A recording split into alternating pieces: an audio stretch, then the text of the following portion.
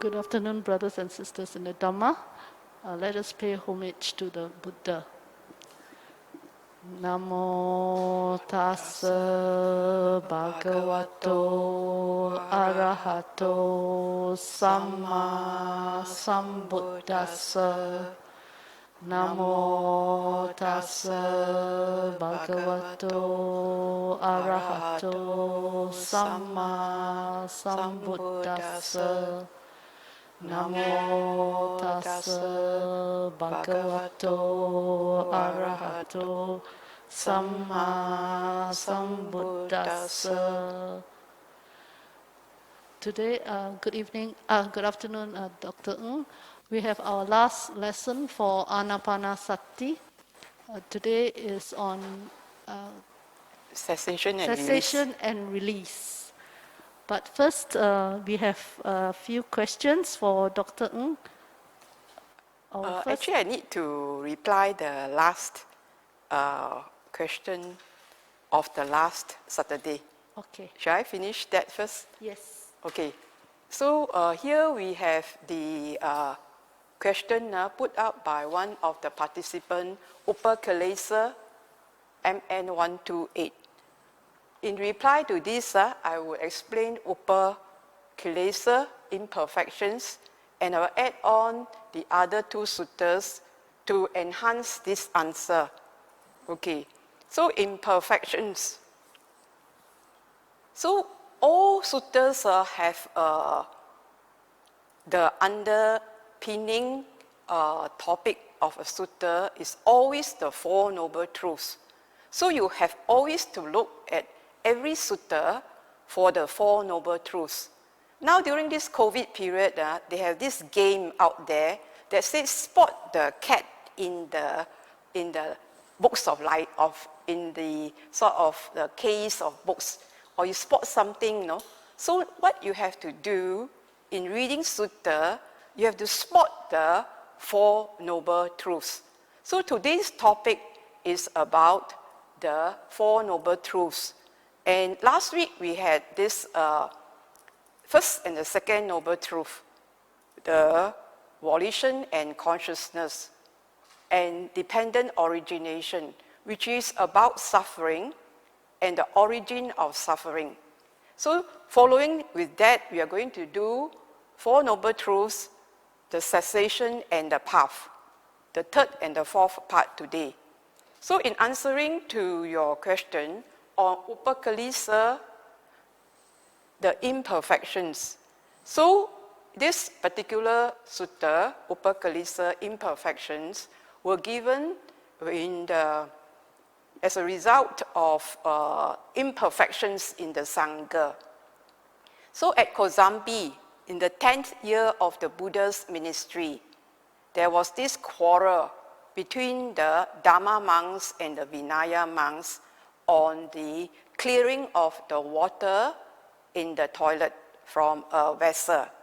So it became a big thing that even the Buddha cannot stop them from the quarrel. So the Buddha left Kosambi and went away. And he went away to the eastern bamboo grove. And there he met Venerable Anuruddha, Kimbila, and Nandiya. So we all know about Anuruddha, and Anuruddha later was known to have the divine eye. And that he was also the one who alerted Ananda that the Buddha has not passed away when he entered into the cessation of perception and feeling. So we know Venerable Anuruddha, at the 10th year of the Buddha's ministry, he was still striving. So we hear about his striving. And these imperfections, the Buddha asked the three of them who were practicing noble silence and working in concord, that they were like milk and water mixed together. There was no quarrel there. And the Buddha asked them, have you developed any knowledge and vision of the practice? Then Anuruddha says that we have sometimes seen light and forms, but then they disappear. the Buddha then says, before I was enlightened, as a Bodhisattva, I also seen light and forms, and sometimes they disappear. And these hindrances, why they disappear, you must find out the cause. So he says, he listed out the imperfections. The imperfections, he listed out 11, but most of them were about the 5 hindrances. So the first is inattention. Inattention, this is a practice of concentration. Okay, so he says there is inattention. Then subsequently, he says that there are other factors last. Last for what? So we all know there are last, there are Vyapada or ill will. And then there's sloth and torpor. And then there is restlessness and worry. So the 5 hindrances were there. Doubt.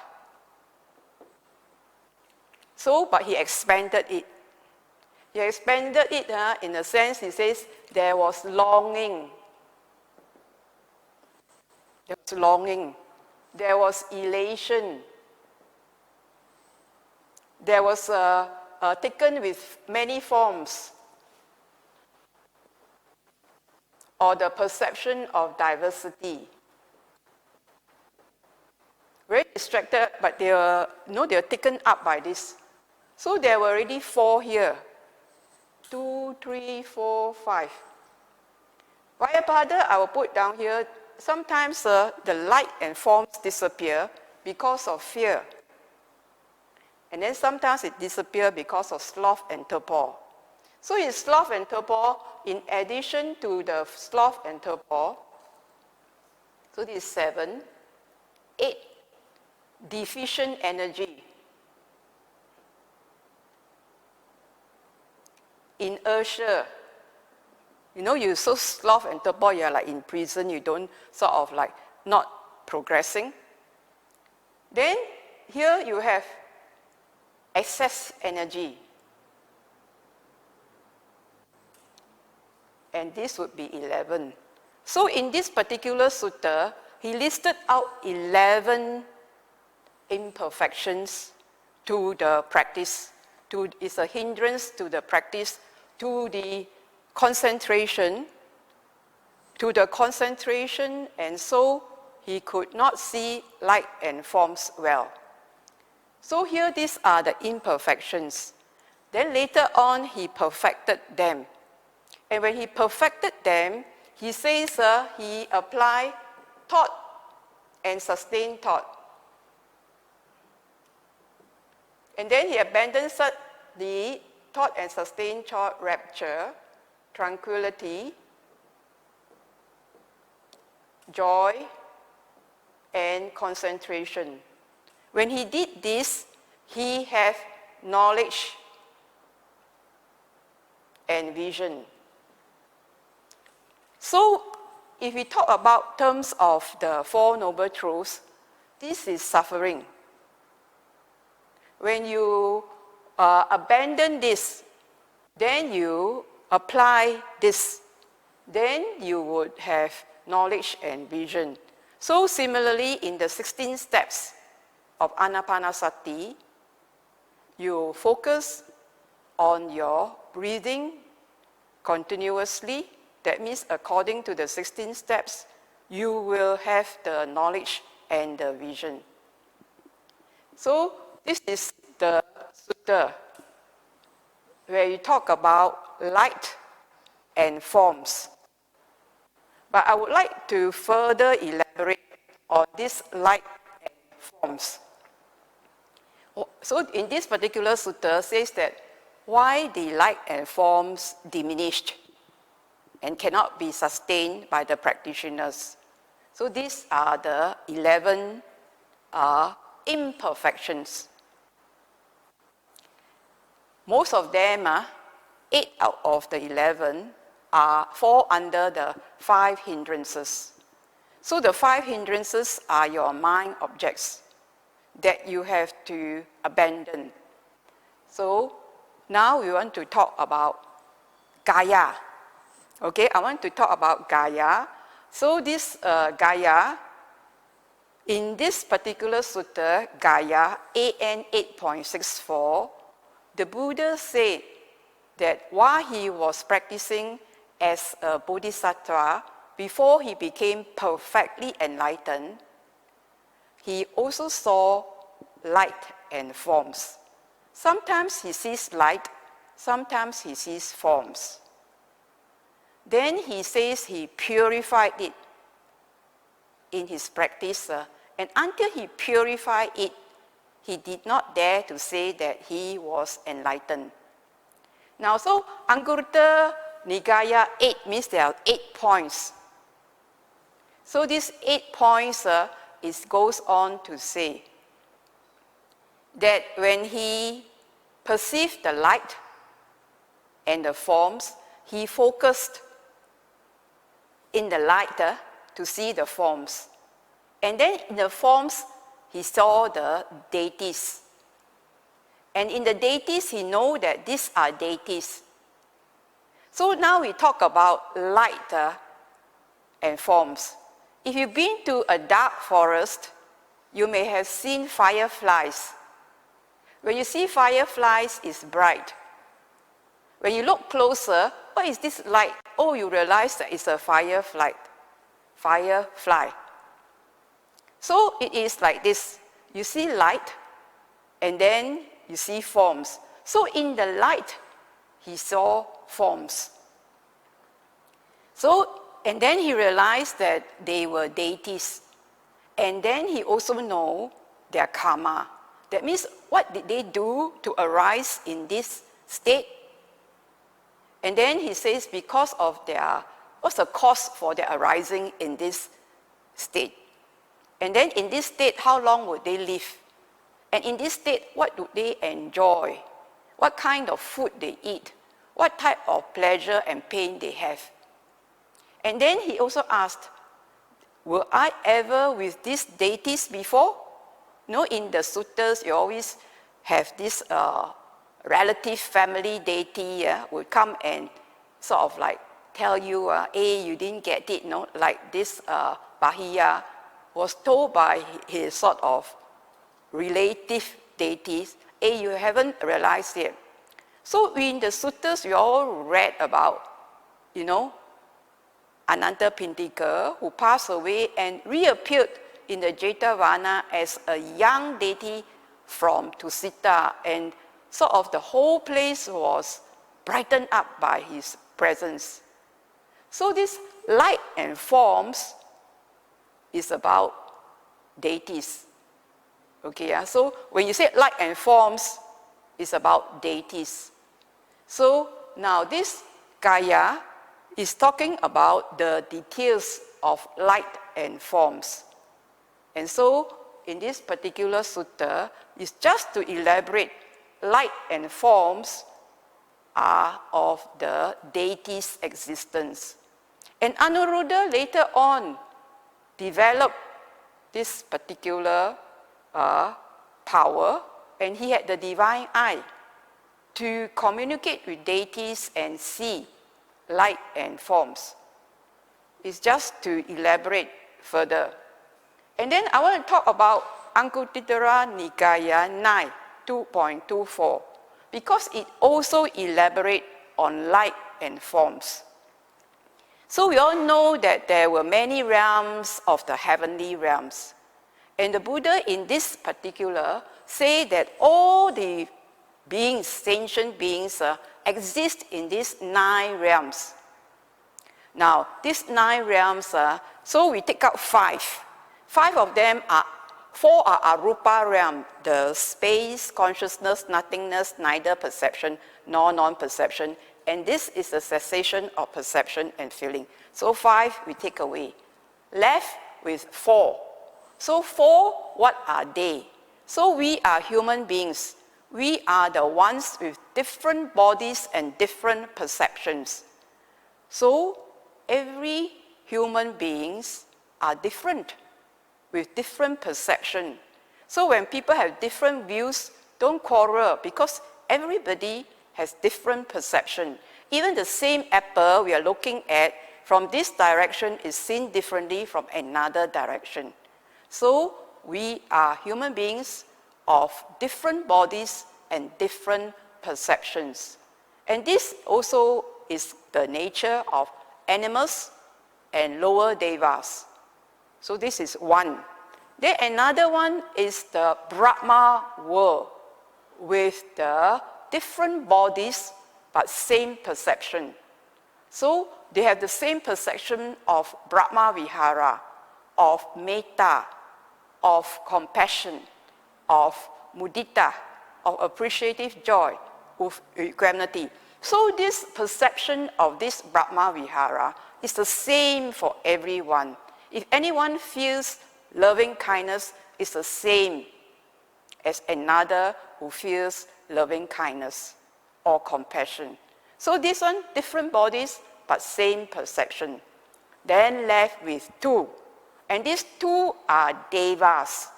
Now, so they have the same bodies. The devas have the same bodies. One has a different perception and one has the same perception. Now, the devas of radiance have different perceptions because they see each other with different radiance. And what is radiance? So we see the sun at dawn. When the sun starts coming out, you can see the radiance of the sun. Okay? And then we can see the radiance of the moon. And sometimes we can see the radiance of human beings. You know, when they are kind and they are happy, you can see they are joyful, you can see their radiance. So then these are devas of streaming radiance. Okay? They have different levels of radiance depending on what they have done. Then we have the devas of luminosity. That means they have the same bodies and the same perception. So when we look up to the sun in the noontime, the sun is luminous. You can't see. Or LED lights, you know, it's all very luminous. So there are devas of radiance and devas of luminosity.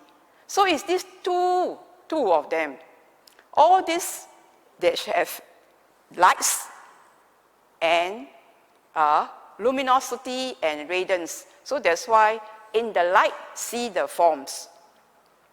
So you can see that the Buddha can communicate with other beings because he can see lights, and within the lights, he can see the forms.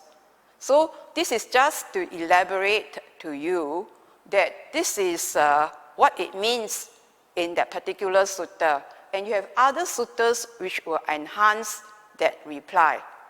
But anyway, just to let you know, there is another realm called nimitta, where above the four great kings, we have the Tavatimsa, gods of the 33, then the Yama, then you have the Tusita, and above the Tusita, you have the gods who are creative. And above these creative gods, there are the gods who control the creation of the creative gods. Now, what it means is that they create. Now, we caution here, because if you keep on looking at nimittas, sometimes you cling too much, the nimitta of the light might just stay with you. So it is better to see things come and go, rather than to stick on or cling on to lights. So people have, do visual imagery, and this is like hanging on to the vision, to the nimitta. And you may create the nimitta or you grow into nimitta. So whatever it is just to be a competent cook, just to know the sign, and then you just enter. But you do not like attach to it, cling to it. You might get into problem. So all these are natural development that you do not need to cling or search for it. It is a byproduct of the practice. So we will say that in the Noble Eightfold Path, concentration is at the eighth path, and it develops in a right concentration. So it's just to emphasize this for that particular question. Okay. Thank you, Dr. Ng. There are 4 more questions. Would you like to take them end of the lesson? I think we can quickly go through. Okay. The first question is it normal for one to stop breathing during meditation in Tetrad 3 on experiencing the mind? I find my breath becomes so subtle that it stopped for a while. After that, I have to quickly catch my breath. Is that normal? Okay. So when you are meditating, the needs of the body become very subtle, that means very little. So your breathing requirement is dependent on your needs of your metabolism. So if your body is very quiet, the breathing also is not exertive. So if you are exercising, you need to breathe in harder to meet the demands of the activities. But if you are sitting there and just focusing on your breathing in and out, then the breathing may become very, very subtle. So as long as there is very subtle breathing, it is still carrying on. It stops only in jhana 4. So you don't have to worry about it. You just continue to practice. So you not to worry about it. Okay. Next question, how does the Ānāpānasati Sutta fit into the Mahasatipatthana Sutta? What is their relation? So in the Ānāpānasati Sutta, it says that the mindfulness of breathing, when you have this one mindfulness of breathing, it fulfills your 4 foundations of mindfulness. Why it fulfills the 4 foundations of mindfulness is that when you are breathing, you are contacting breathing. So this breathing is part of the body. So you are mindful of the body. Right, when you are contacting the breathing, you have certain feelings. This contact gives you the 5 aggregates. Now when this contact with the breathing gives you feelings, and these feelings from breathing are rapture, pleasure, and you also notice the mental formations. So this breathing fulfills the foundation of feelings. Now then, when the mind or the mental formations are quiet down, the bodily formations have been quiet down already in the first tetrad. The second tetrad, you have quiet down your feelings, then you would experience the mind of just this mindfulness of breathing. And the mindfulness of breathing, the mind, is a happy mind. It can be gladdened, and it can concentrate, and it can liberate. Because this is the nature. If you do nothing, but just breathe in, breathe out, and even don't care about the 16 steps, eventually you will liberate. But the Buddha will bring us through this mindfulness of body, feelings, and mind, and then mind objects. And the mind objects is called Dhamma. And in the Buddha's teaching of the 4 Noble Truths, is to teach us anicca, viraga, nirodha, patinisego. It is not about other things. It is about all conditioned things are of this nature. And he asks you to focus on that. So then seeing conditional things as this, so you become mindful of the Dhamma. So did fulfill the 4th foundation of mind objects. So I have integrated Anapanasati with Mahasatipatthana. by introducing the mind objects that are stated in the Mahasatipatthana. What are they? He says it's the five hindrances, the five aggregates of clinging, the six sense bases, the seven factors of enlightenment, the four noble truths. So he further clarified it, what are the mind objects? Because we will be experiencing all these mind objects in addition to just being mindful of breathing. Because we have lots of dust in our eyes, we will face the five hindrances, we will face the five aggregates of clinging. And we have these six sense bases, internal and external, that we are bombarded with every day.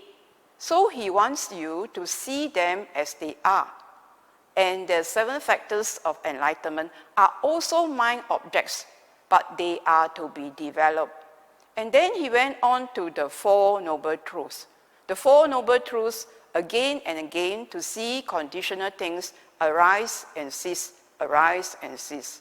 So this Ānāpānasati, mindfulness of breathing, fulfill the four foundations of mindfulness, fulfill the seven factors of enlightenment, fulfill the two, true knowledge and liberation. Because we want to do it the right way. So as disciples of the Buddha, who has enlightened through Anapanasati, so why shouldn't we learn these 16 steps of Anapanasati, that the Buddha, the perfect, the incomparable, the unsurpassable, means there is no other teacher above him. And you take only him as your teacher and his teachings as the guide. So here we know that Ānāpānasati, if you just do Ānāpānasati, it will lead to true knowledge and the liberation. And I have already integrated with the Mahasatipatthana from lesson 6 onwards. Right, yeah. So 6 onwards is, you like to revise, it was 6 sense base, 7 factors of enlightenment, right, huh? And then we have talked about the 8 and the 9, the 4 noble truths, the volition and consciousness, this, so that we know and see how your mind, driven by your intentions, will alight on the craving, and then brings a whole mess of suffering. Then today we want to say that cessation has to be realized. So this we go on. Any more questions? Last two, it's similar, also I'll combine it. Dr. Ng, you mentioned that 7 factors of enlightenment is to counter the 5 hindrances. During meditation, do we just go through all the 7 factors or selectively pull up the relevant factors? For Another question, similar line is, Dr. Ng has highlighted in lesson 6, the 6 sense bases, lesson 7, the 7 factors of enlightenment, and lesson 8, volition and consciousness. Do we incorporate all this into our daily practice of the 16 steps, or pick and choose each time? Right. So the 7 factors of enlightenment, this is a natural sort of development. So because if you are a beginner, then you will just focus on the mindfulness. So mindfulness of the body, the feelings, the mind, or the mind objects. When you become having the unremitting mindfulness, that means you are very, very mindful all the time, then there's a natural development of the mindfulness factor of enlightenment. So this factor of enlightenment, you may see that the word is so big, but it's not. It's just a perception. So this you will have to see what this mindfulness quality is like. And once you see the quality, it can then develop fully. So when you develop fully, it grows. You investigate. So when the mindfulness, you now examine the quality of mindfulness. And when you examine the quality of mindfulness as a mind object, and then it grows in a very wholesome way, and you will develop fully. And as you do it, it sort of rolls over to the investigation, to the energy, to the rapture, to the tranquility, to the joy, to the concentration, and the equanimity. So you practice these 16 steps. As you practice these 16 steps, the 12th step leads you to equanimity. So then your mind sort of becomes equanimous.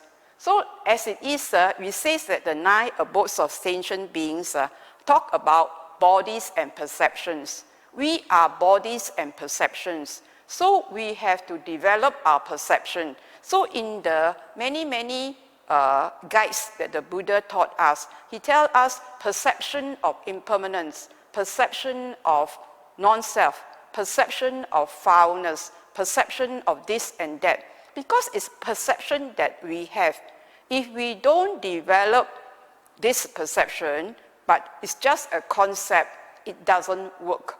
Because we are beings of perception. And you must see it. So it is actually vision and knowledge. Only when you see impermanence, then you know.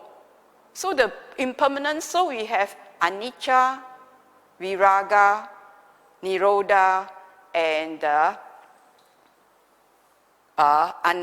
patinisego. So this is sort of, you have to see it again and again, so that anybody tells you that it's eternal, you know that this person have a wrong view, because you have seen it for yourself. So it's very important, this perception. And this perception requires you to keep on doing the 16 steps. When you do the 16 steps, he asks you to experience the 3rd step. The 3rd step is to experience the entire breathing process. This entire breathing process is to tell you your bodily formations, how they arise and cease. And in the 2nd tetrad, he tells you the 3rd step is to experience the mental formations. And you also see how it arises and cease. If you haven't seen it, then you need to see it closely. Then in the 3rd tetrad, the 9th step, he asks you to experience the mind. Right? And this is, he asks you, experience the body, experience the feeling, experience the mind. And then in the 4th tetrad, he asks you to see anicca. And in anicca, we see also dukkha. And we also see anatta. When we see anicca, dukkha, anatta, we then have viraga. Viraga is easier to say for the beginner. It is like fading. Viraga is a U-turn. When we see something, we don't touch. So we move away. So now we have COVID, right? So the economy is sort of like taken a toll because of the lockdown. And now it's opening up. So when it's opening up, they let people out. But if you go to a lot of people, and you know that the virus may be lurking there, then if you go there, then you might get the disease. So if people ask you to go, you don't go, then you will avoid problem. So this is like abandoning. You sort of, or you go to somewhere and then you find so crowded, you make a U-turn, you abandon. So this is very important. So all these 16 steps require you to do again and again. Now the purpose of showing the 6 sense base, the lessons as they are, is to aid you in your own progress. It must be relevant to you. Everybody is different. The conditions are different. But the 16 steps you have to develop. You have to get on the practice. And not only sitting, you have to be, when you're up and about, you are also mindful of your feelings, of your thoughts. It's not only just sitting, it is 24/7. Right? So it is, and you will use accordingly. So for the 16 steps, you have to practice it again and again. Until you're very, very familiar, then if you want to do the 7 factors of enlightenment, then you do it again and again. And then you do it so well, you can just pick up the one factor to counter any hindrance that comes up. If there's no hindrance, then you just flow through the 7 factors of enlightenment. Okay, I think I better start this. Okay, so the questions I have answered already.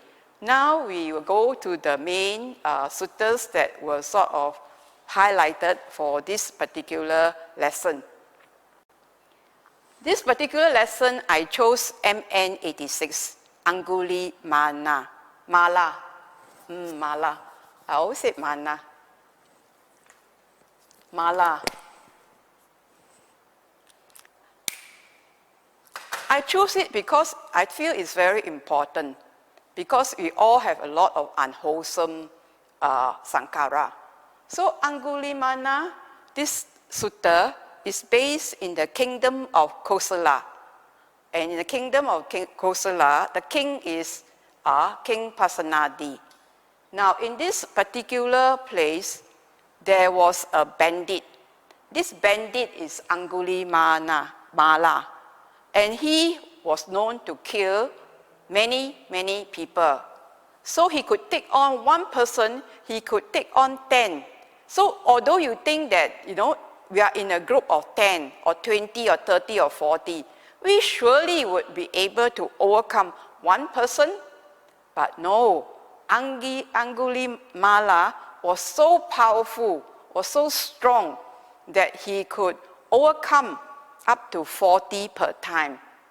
So you can see that the King Kosala has a big headache, just like the government's having headache when many people are killed. So here, one day, Buddha saw that Aṅgulimāla would be able to realize. Okay, so he packed up his things, and then he headed for Aṅgulimāla. And as he passed by the places, there were cow herds and sheep herds and other people said, "Don't go there. There is a murderer. There is a bandit there. Don't go there." Then the Buddha did not heed them, continued on his journey. Here, as he walked by, this Aṅgulimāla saw him. And he saw him, he says, "Oh, there's only one ascetic.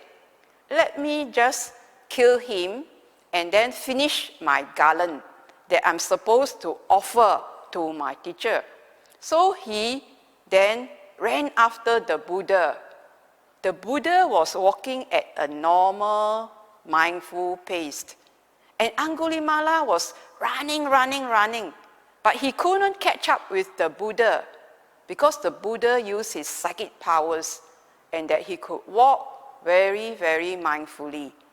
And Aṅgulimāla, he was supposed to be swifter than the swiftest horse, the swiftest deer, the swiftest elephant, the swiftest carrot, and he could run faster than all these swift animals, and he would overtake them and kill them. But then, so he was wondering why this ascetic could walk and that he was like running and panting, and he couldn't catch up with him. Then he says, "Stop.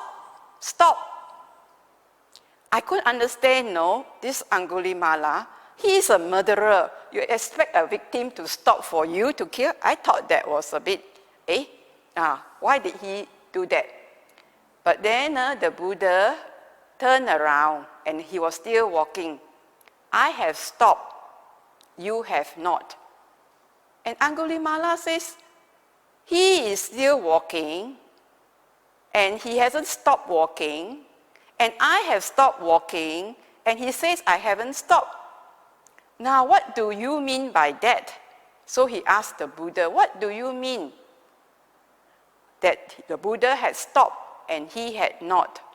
And the Buddha then told him, "I have stopped my violence towards other living beings. You have not." And Aṅgulimāla then says,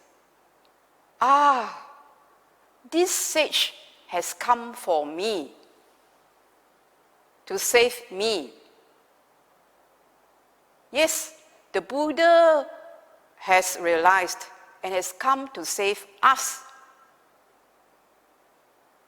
So we must heed the Buddha.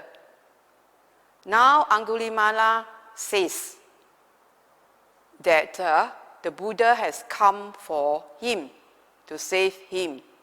Then he threw down his sword and his quiver and his arrows into the gorge. I shall not kill anymore. And when he did that, he renounced the evil. He asked for ordination from the Buddha, and Aṅgulimāla was ordained. So you can see we have heaps of unwholesomeness. We have to stop all this unwholesomeness. Otherwise, we must bring an end, a cessation to all unwholesomeness and purify. And mindfulness of breathing is one way where we can do that. So it's very important to stop. So imagine, we have cartoon characters, right? Bugs Bunny, stop, stop. No, it's like, you can see the thing crushed. So you see this power of stop is very, very important. You must try it out yourself. You must tell yourself to stop it. Nobody will ask you to stop it. And when you stop it, there is an intention of stopping, you will then not do it. So you see, the policeman of 40 years ago would just say like that. And the cars, big cars will stop. You also must do this to yourself. You also must stop. If you don't stop yourself from doing unwholesome things, avoid evil, right? So if you don't, you just carry on. But we must stop. And so Aṅgulimāla took rebirth. That means took birth in a noble birth. He stopped all his unwholesomeness. And then he sort of became an attendant and followed the Buddha back to Jetavana. So you can see that Aṅgulimāla could renounce the evil. When he heard the teaching, and that teaching is so powerful, it's just this word, stop. Red light, stop. So King Pasenadi of Kosala, outside his palace gates, there were a riot, saying, you must do something, to catch Aṅgulimāla. And so apparently King Pasenadi has 500 cavalrymen on horsebacks and all that. And they sort of, with the 500, he went to see the Buddha. And the Buddha says, what's the matter? Is King Bimbisara attacking you? Is the Lichavians attacking you? Is there some hostile king that's attacking you? That's why you are with 500 cavalrymen? No, he says, there is this bandit, there's this murderer, there's this highwayman that will kill up to 40 per group, and the place is like many dead bodies with, their fingers being chopped off. Then the Buddha asked him, if you see Aṅgulimāla as a monk, what would you do?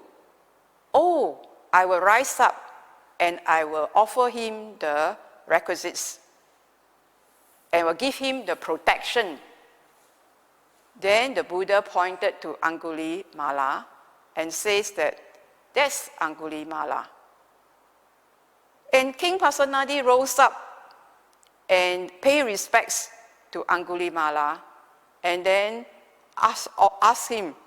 Initially he was like sort of frightened, but then after that the Buddha told him, assured him, and then he wasn't frightened. And he approached Aṅgulimāla and says, who's your father? who's your mother? Because they identify, because his appearance is now a monk. And of course he says, my father's name is Gaga, my mother's name is Matani, and so it falls that this is Aṅgulimāla. And so he then offers the requisites and the protection to him. Then Aṅgulimāla says, no, I have enough. I have enough requisites. And then it was said that one day, Aṅgulimāla was out and he witnessed a lady delivering, and that this lady delivered a deformed child.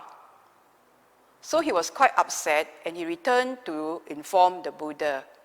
Then the Buddha says, you just says by the power of truth that you have not killed anybody intentionally, then you will help this lady with the deformed child. Then the Aṅgulimāla said, I have killed, but since you have taken a noble birth, you have not. And so Aṅgulimāla went back to the lady and says this, by the power of this truth, after I have went into noble birth as a monk, I have not any intention to kill. And it was said that the lady and the child, the infant baby, became well. And so we still have Aṅgulimāla's chant for ladies with difficult deliveries and children with their deformed. So we have this Aṅgulimāla that by the power of the truth, that after he became a disciple of the Buddha and renounced, abandoned unwholesomeness, so is patinisego, abandoned, then he can say that this helped another.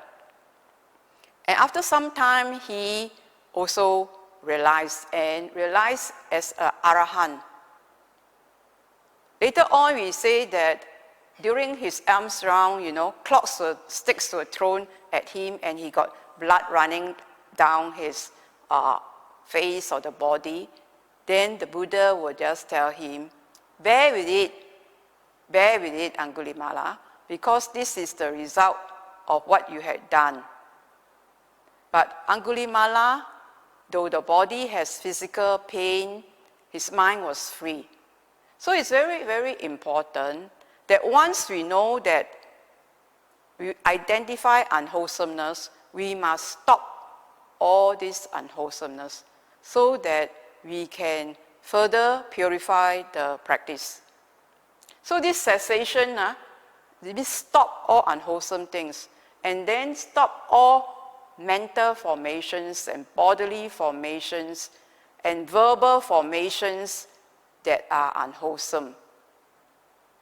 So this word stop is very important. Then we come to the next sutta. It will take a short time, but I like this sutta, Khemaka Sutta, repeated contemplation. It's about an old monk, and he was very, very sick. And then he lived apart, and he stayed in Jujubee Park, about some distance away in Gosita Park. There were 60 senior monks. As he lay down there very sick, his 60 elder monks want to ask how he was. So they sent a young monk called Dasaka. So these 60 senior monks sent Dasaka to Khemaka and asked him, how are you, Venerable? And Khemaka says, I am not well, I am sick, my pains are increasing. So this is what Dasaka reported. Then they asked him, can you ask whether he realized the 5 aggregates, there's no self? Then he says, then Khemaka said, I know the 5 aggregates are empty of self. And Dasaka went back. Khemaka says the 5 aggregates are non-self. Then they said, wow, Khemaka is an Arahant. So Dasaka came back. You are an Arahant. Then Khemaka said, I am not an Arahant. The notion of I am has not disappeared. And so Dasaka went back to the 60 senior monks and said that he has not realized and he is not an Arahant. Then they sent him back and another said, which part of it is not, you still have this I am, which part of the 5 aggregates? Then Khemaka said, yeah. Then he says, stop this coming to and fro. Take me my staff. So they all have this staff, this stick for walking. Get me my staff, like get me my walking stick. And so Khemaka took the walking stick and went all the way to the 60 elder monks. Then they asked, which part of the 5 aggregate is not yet non-self? Then he says, do you know when there is this scent of a flower, do you say the scent is from the petals, from the stalk, or from the pistil? Then they replied that it is the entire flower. So he still have not realized non-self from the 5 aggregates. But he says that when I contemplate again and again the rise and fall of the 5 aggregates, that defilements that the 5 aggregates itself sort of were ceased. Then he went on to say that if there is this cloth, this white cloth, this dirty cloth, and you send to the laundryman, and the dhobi will wash it with cleaning salt, with lye. Lye is sodium hydroxide, and wash it with cow dung. Well, I don't know why they use cow dung, but in the sutta they say cow dung. So after washing, the dhobi will return to the owner. So there's a certain smell. But then the owner will put it in a scented casket or cupboard or container. After that, the smell of all the lye and the cleaning salt and even the cow dung will disappear. So he says, this is what will happen if you contemplate, repeatedly contemplate the rise and the fall of the 5 aggregates. And as then the monks says, the 60 elder monks said, we are not here to trouble you, but because you are such a great teacher, so we want to ask you. And as he replied, as he gave this discourse to his fellow 60 monks, Khemaka realized. So also the 60 elder monks. So we have 61 elder monks who fully realize arahantship. I like this because we need to contemplate this, the rise and the fall of the 5 aggregates. So we have to contemplate the rise and the fall of the 5 aggregates through the 16 steps of Anapanasati. So this is the sutta that I would like to share, because you have to see cessation, rise and fall again and again, so that the conceit will disappear, because it's the same thing. All these are impermanent, and it's through penetration of the impermanence that the final truth can be realized. So now we go on to the practice.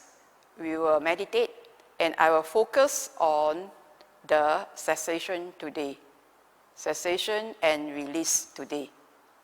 So you keep yourself comfortable.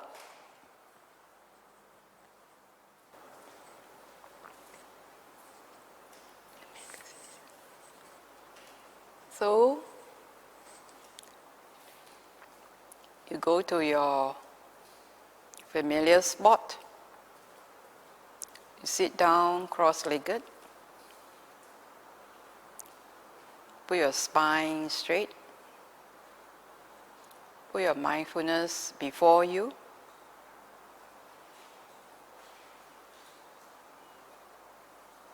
Breathe in and out.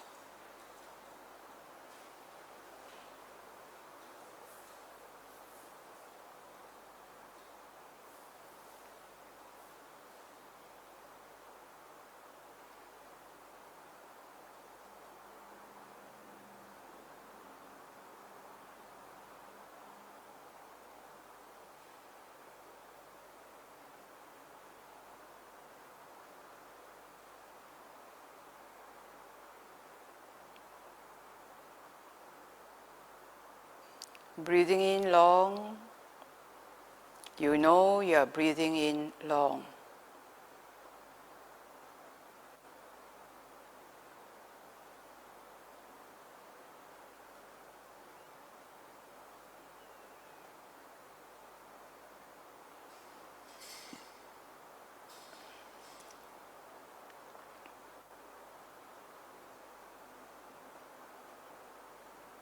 Breathing out long,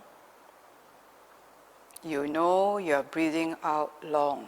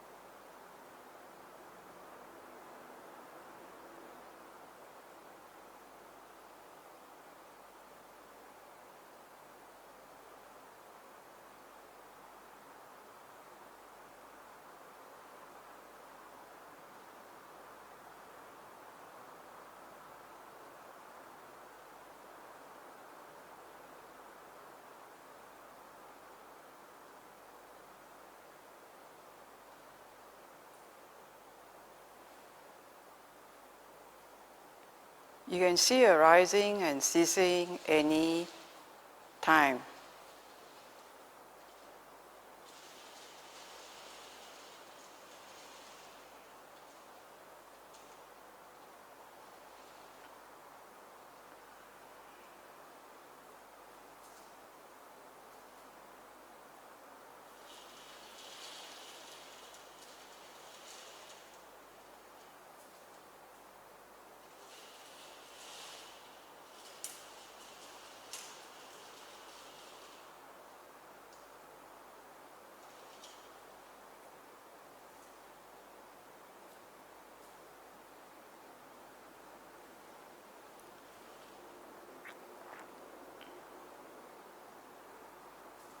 Step 2,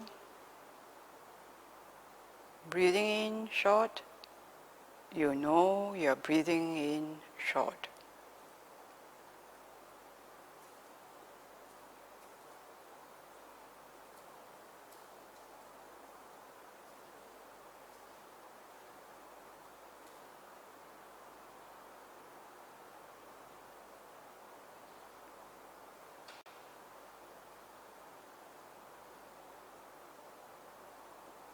Breathing out short, you know you're breathing out short.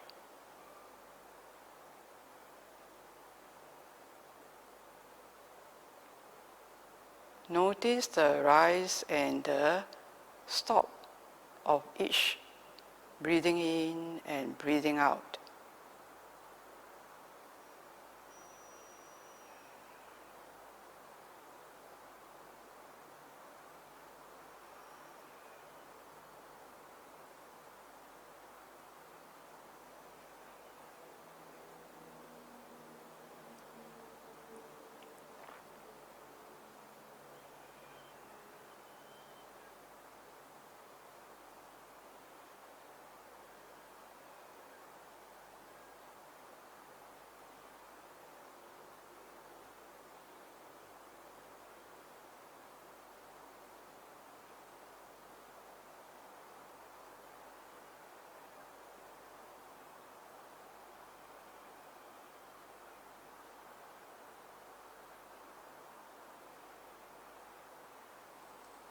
Know for yourself the rise and the end of the start and the end of each breath.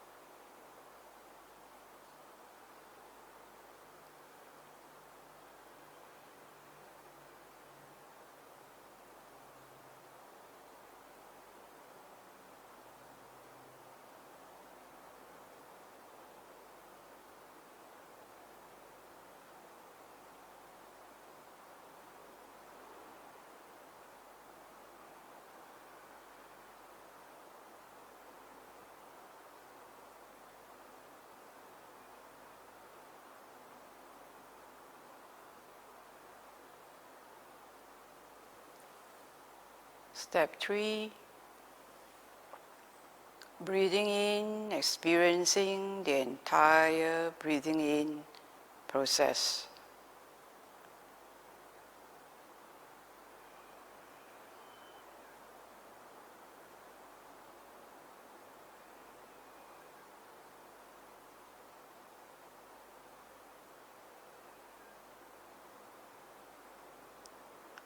Notice the pause, the beginning of the pause and the end of the pause of the breathing in.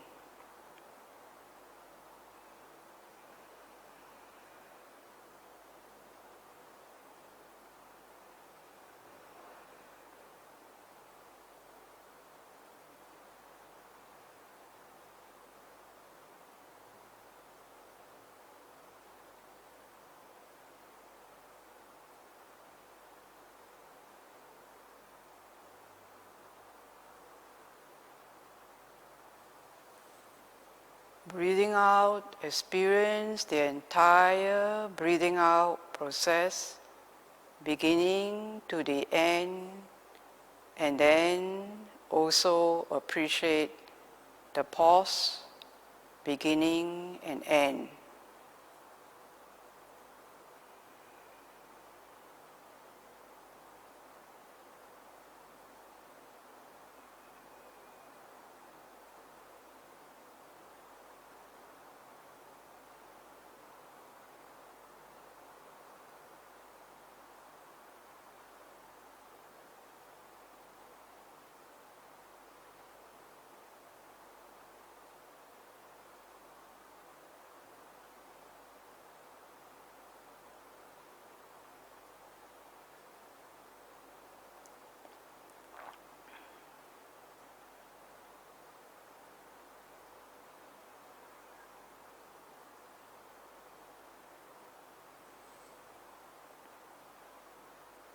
Relax, don't push anything, just experience the process.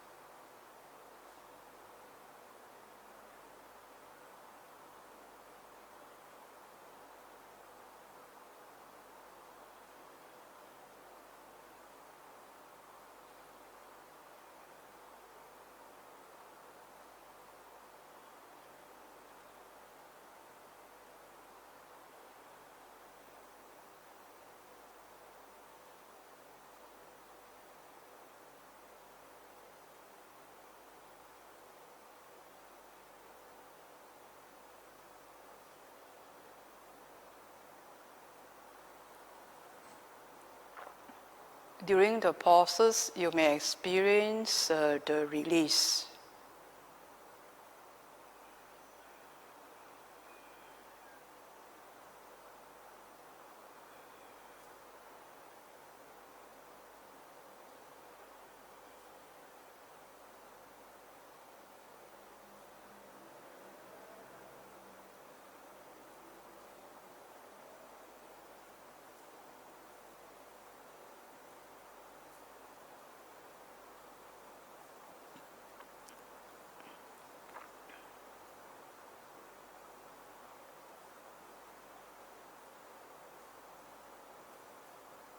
Breathe in and breathe out.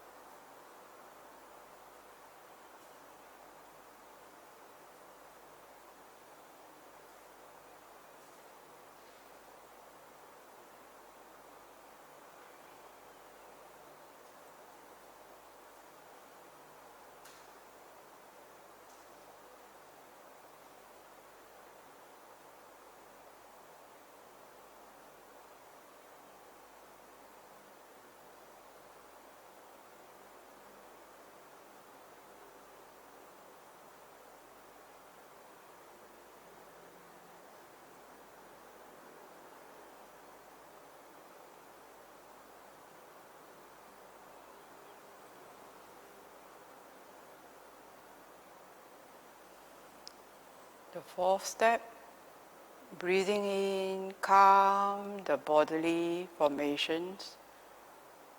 Breathing out, calm the bodily formations.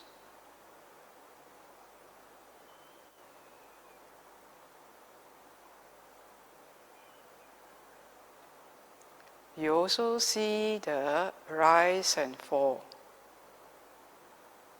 the start and stop.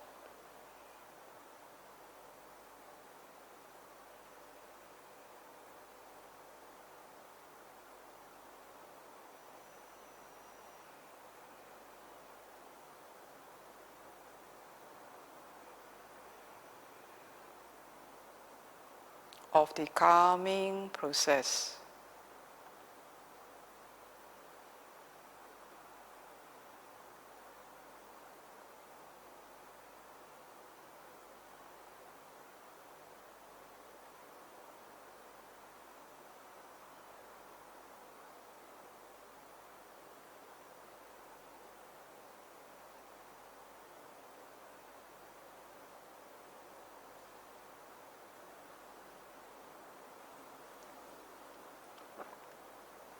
Then the fifth step, after the bodily formations have been calm, the fifth step, breathing in, experience the bodily sensation.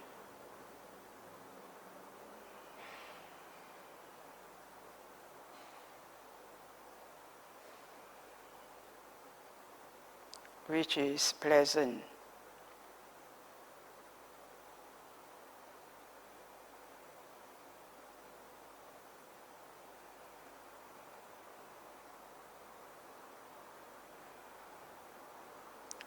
Notice the rise and fall of the sensations.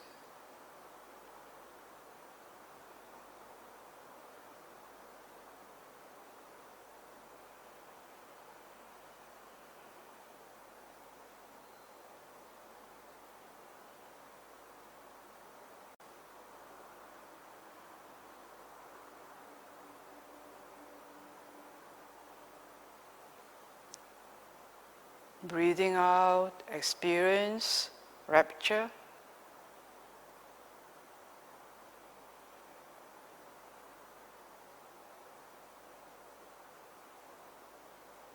The rise and the fall of the pleasant bodily sensations.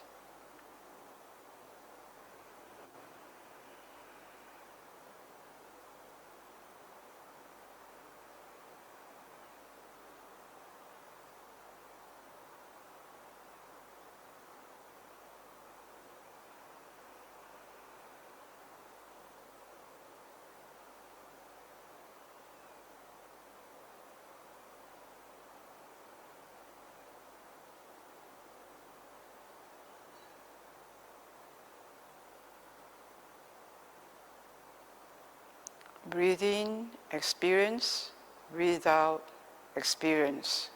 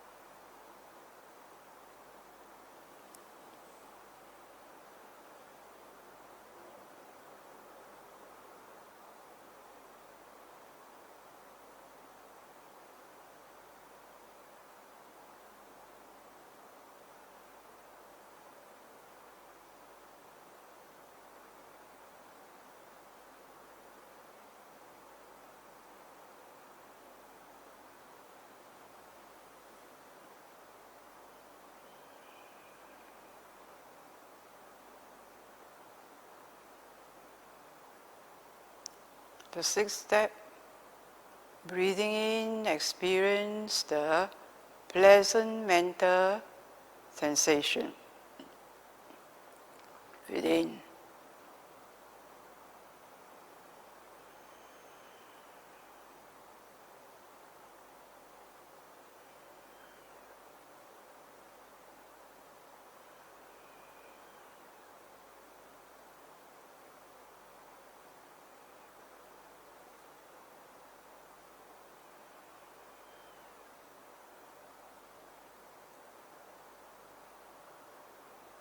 Breathing out, experience the pleasant mental sensation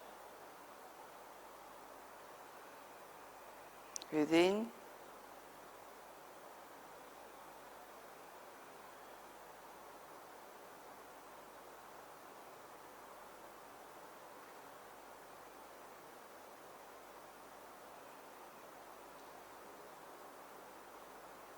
Notice the start and end of the sensations, the many, many little sensations.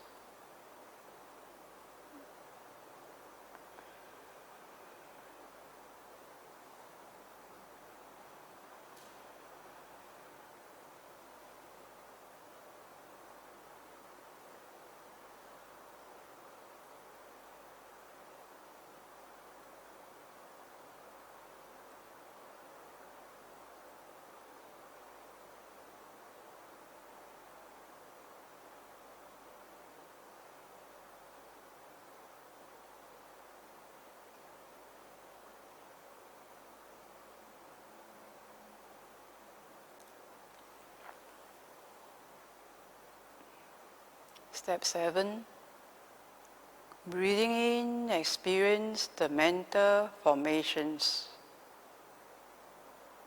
Breathing out, experience the mental formations.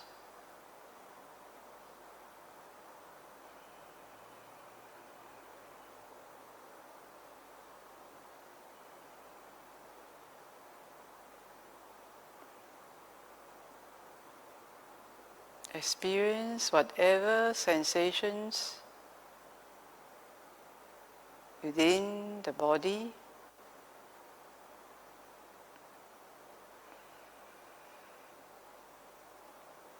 Arise and end.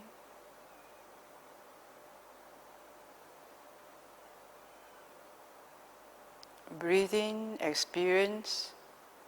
Breathe out, experience.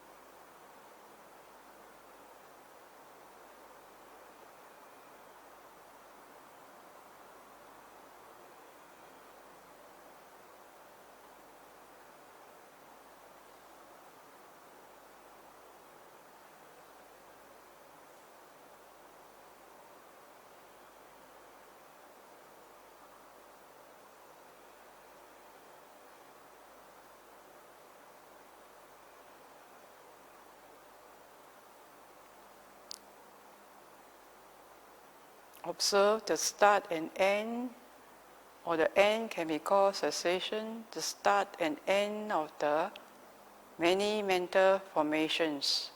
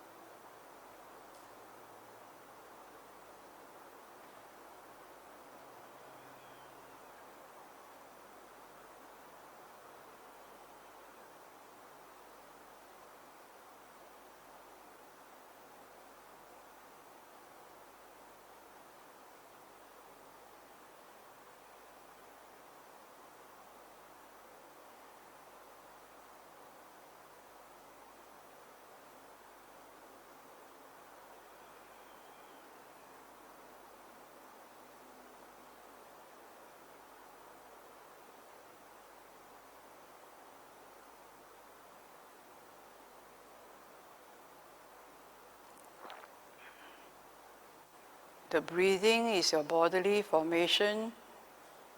Other sensations are mental formations.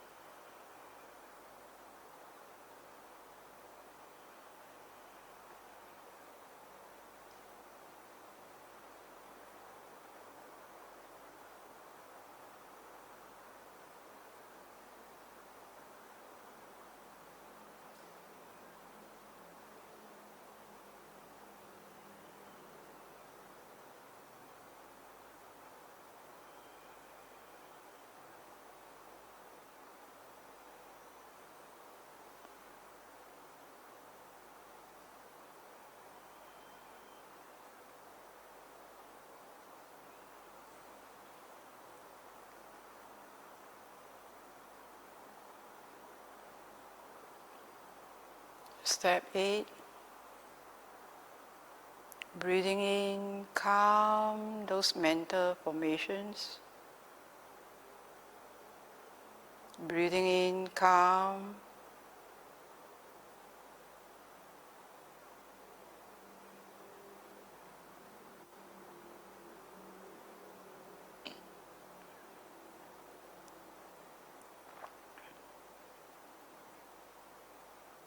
Breathing out, calm.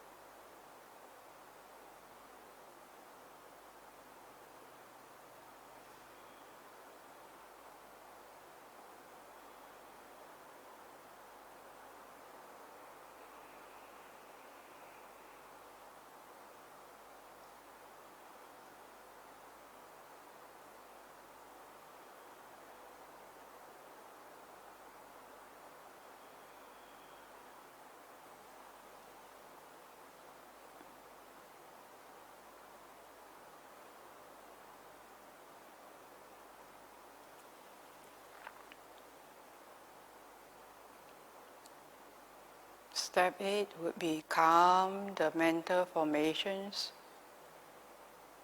So the bodily formation of breathing is calm.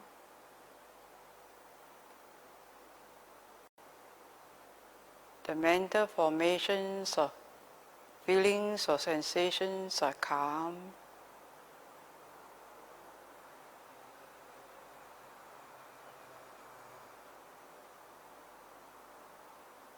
then you will naturally go to step 9. Breathing in, experience the mind.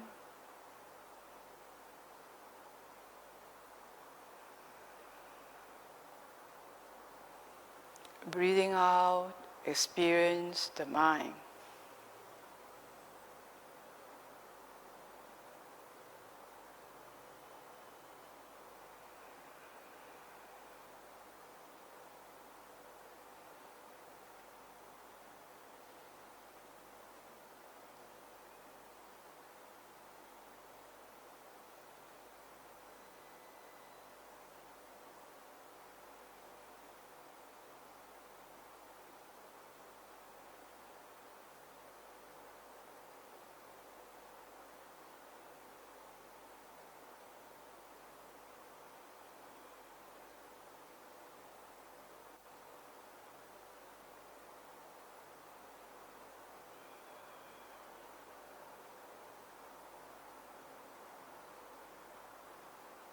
Experience whatever is before you.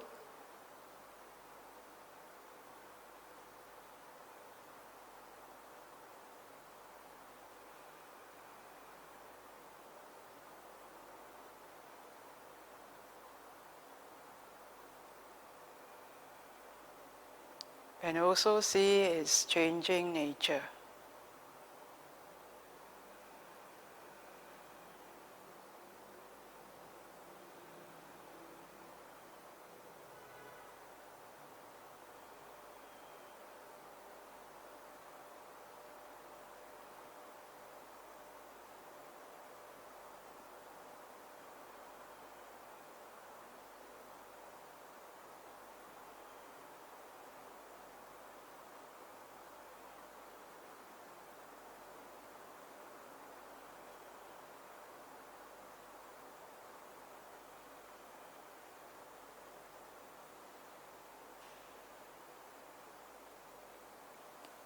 Breathing in,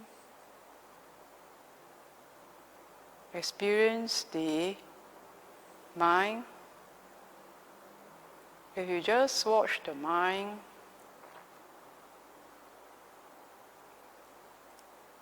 the gladness will arise from within. Then you also watch that.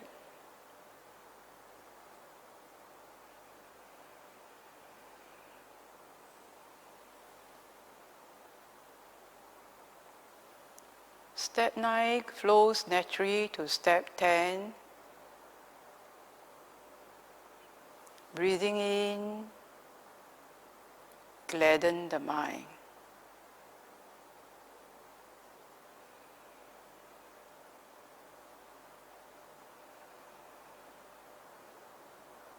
Breathing out, gladden the mind.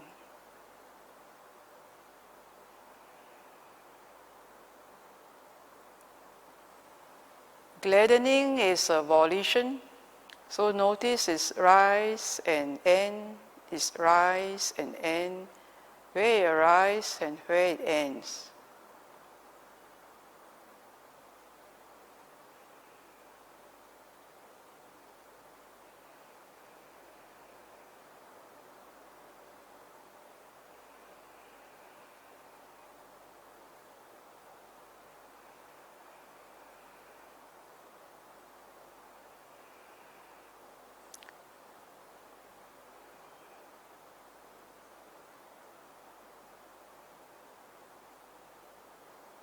You also notice the mind is being uplifted by this gladdening.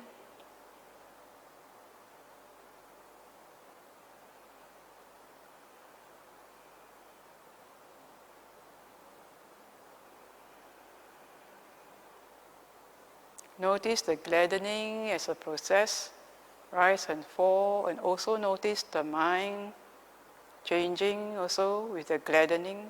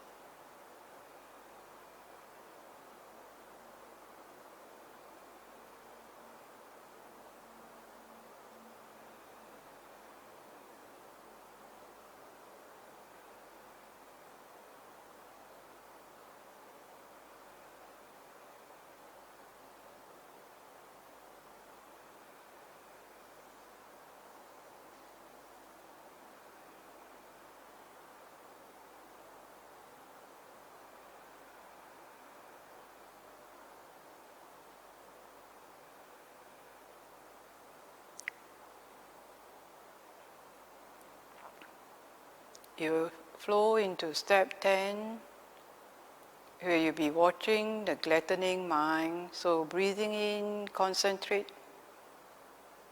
the mind.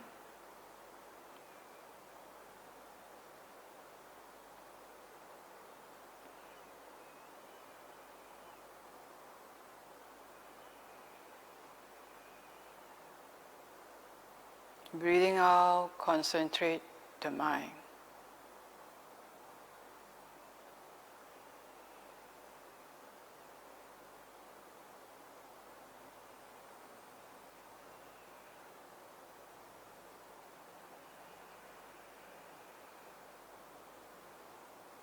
So you notice the concentrate also has a start and a stop, a start and a stop.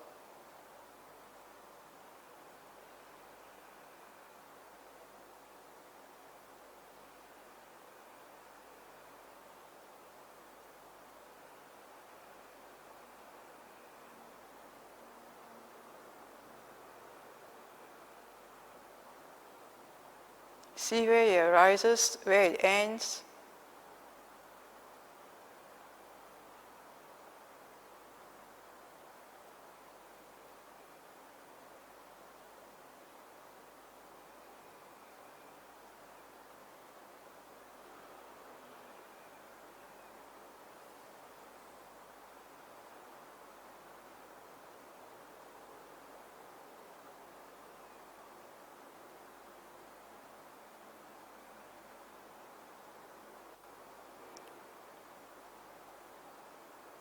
Breathing in, concentrate the mind.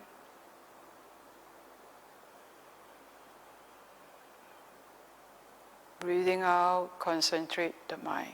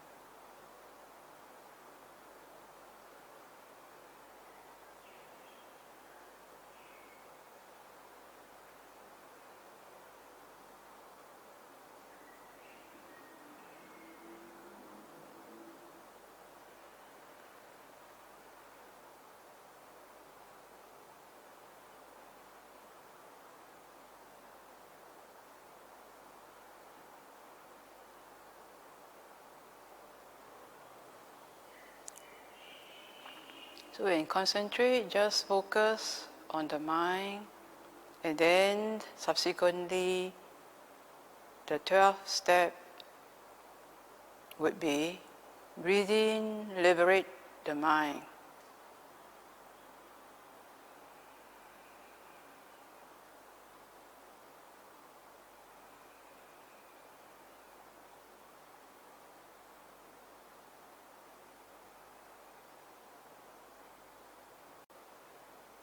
Breathing out, liberate the mind.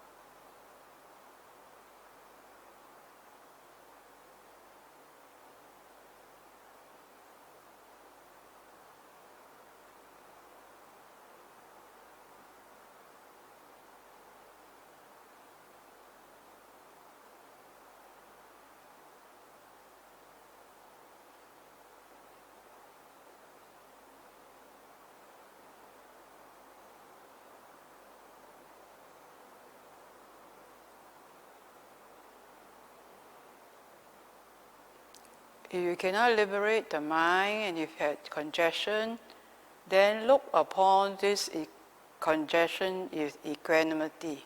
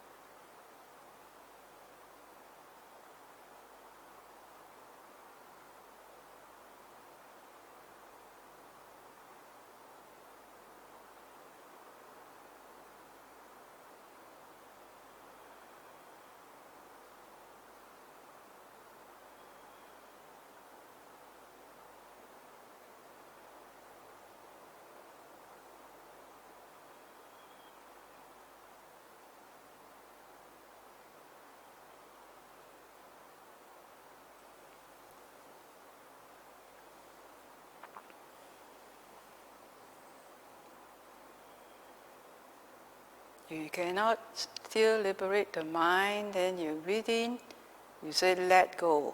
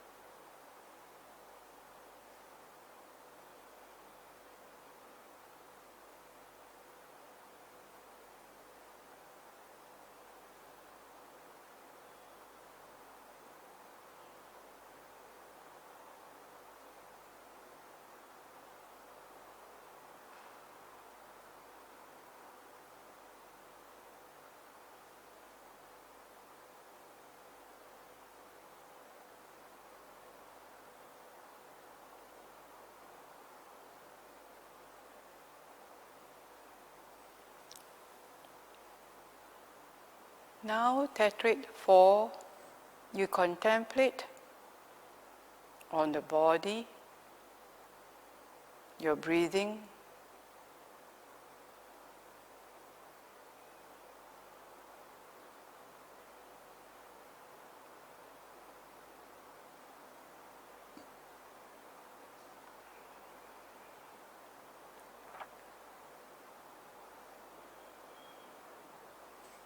with the anicca,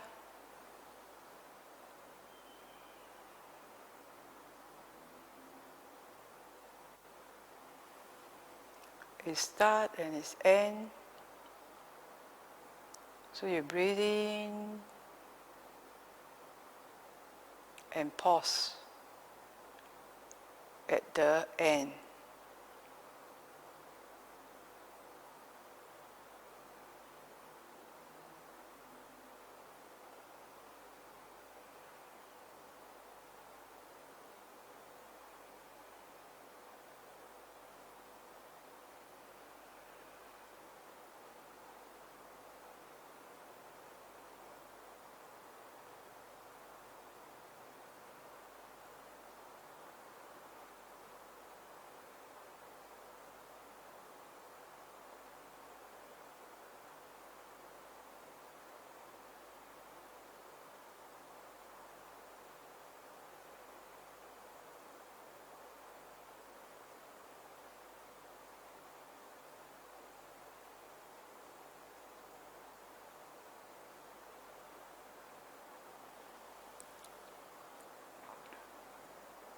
Breathing in and breathing out.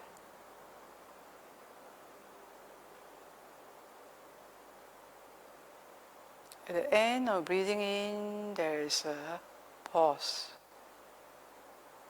You experience the pause because there's the end of the breathing in.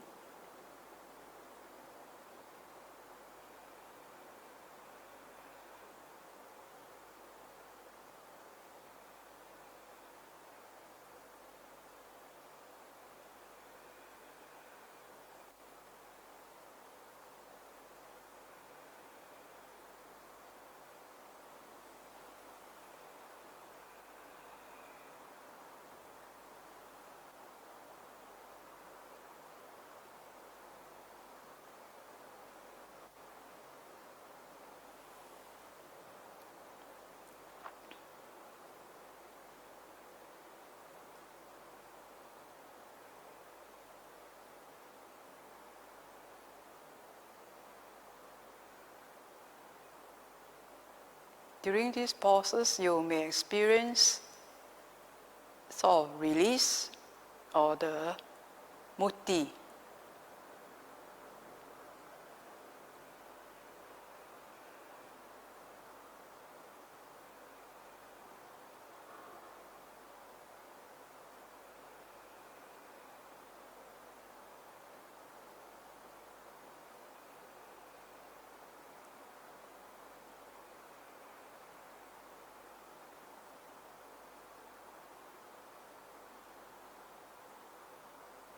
Similarly, you can breathe in and during the pause, experience the mental formations.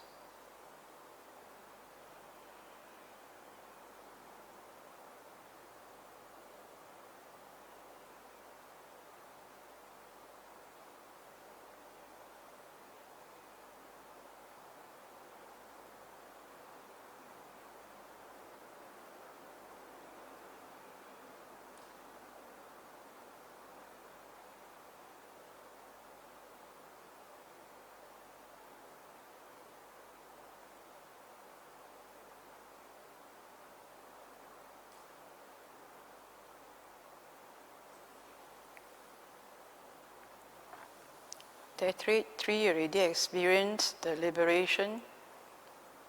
So this is the 16 steps where you experience anicca, fading viraga, or dispassion and disenchantment, cessation, and patinesico or release. Cessation follows up with either letting go, that's giving up,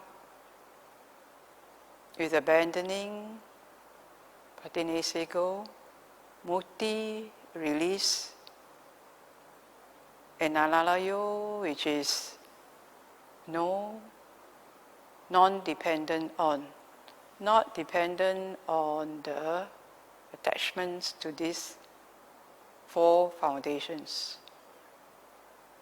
to the body, feelings, mind, and mind objects. So we come to the end of the session.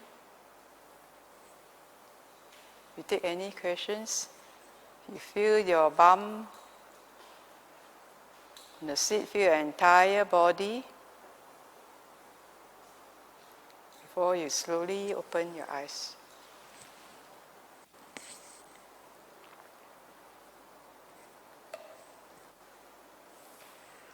Thank you, Dr. Ng.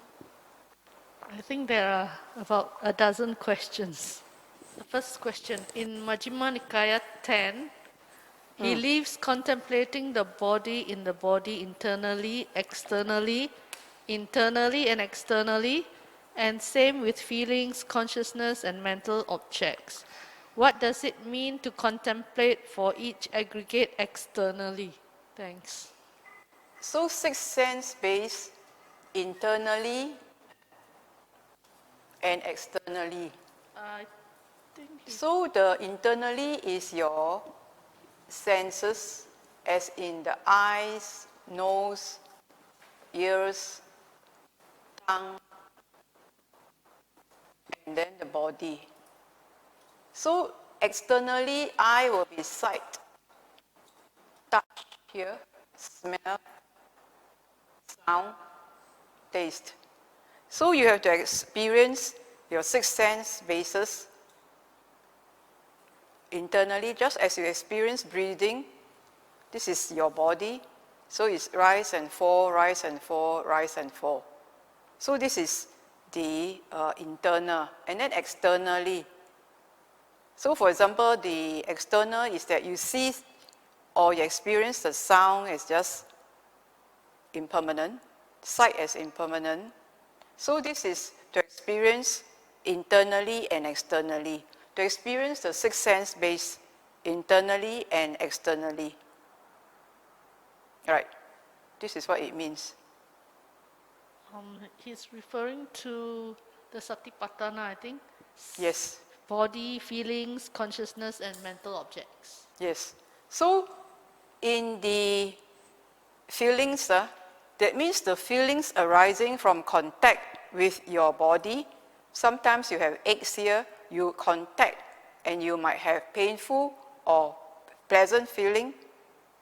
So you contact them and you know whether this is agreeable or disagreeable. So you experience your feelings in contacting the 6 sense bases, internally or externally, or the mind that arises lustful or not lustful, according in contact with the 6 sense bases, and the mind objects that arise accordingly to the context with the 6 sense objects. So we are a body, and then we have just these 6 sense bases. You see yourself as a single cellular organism with just all these sensory receptors of eyes, nose, ears, tongue, body, and a mind. And we are experiencing internally and externally, and will arise feelings, perceptions, mental formations, and the consciousness which is conjoined.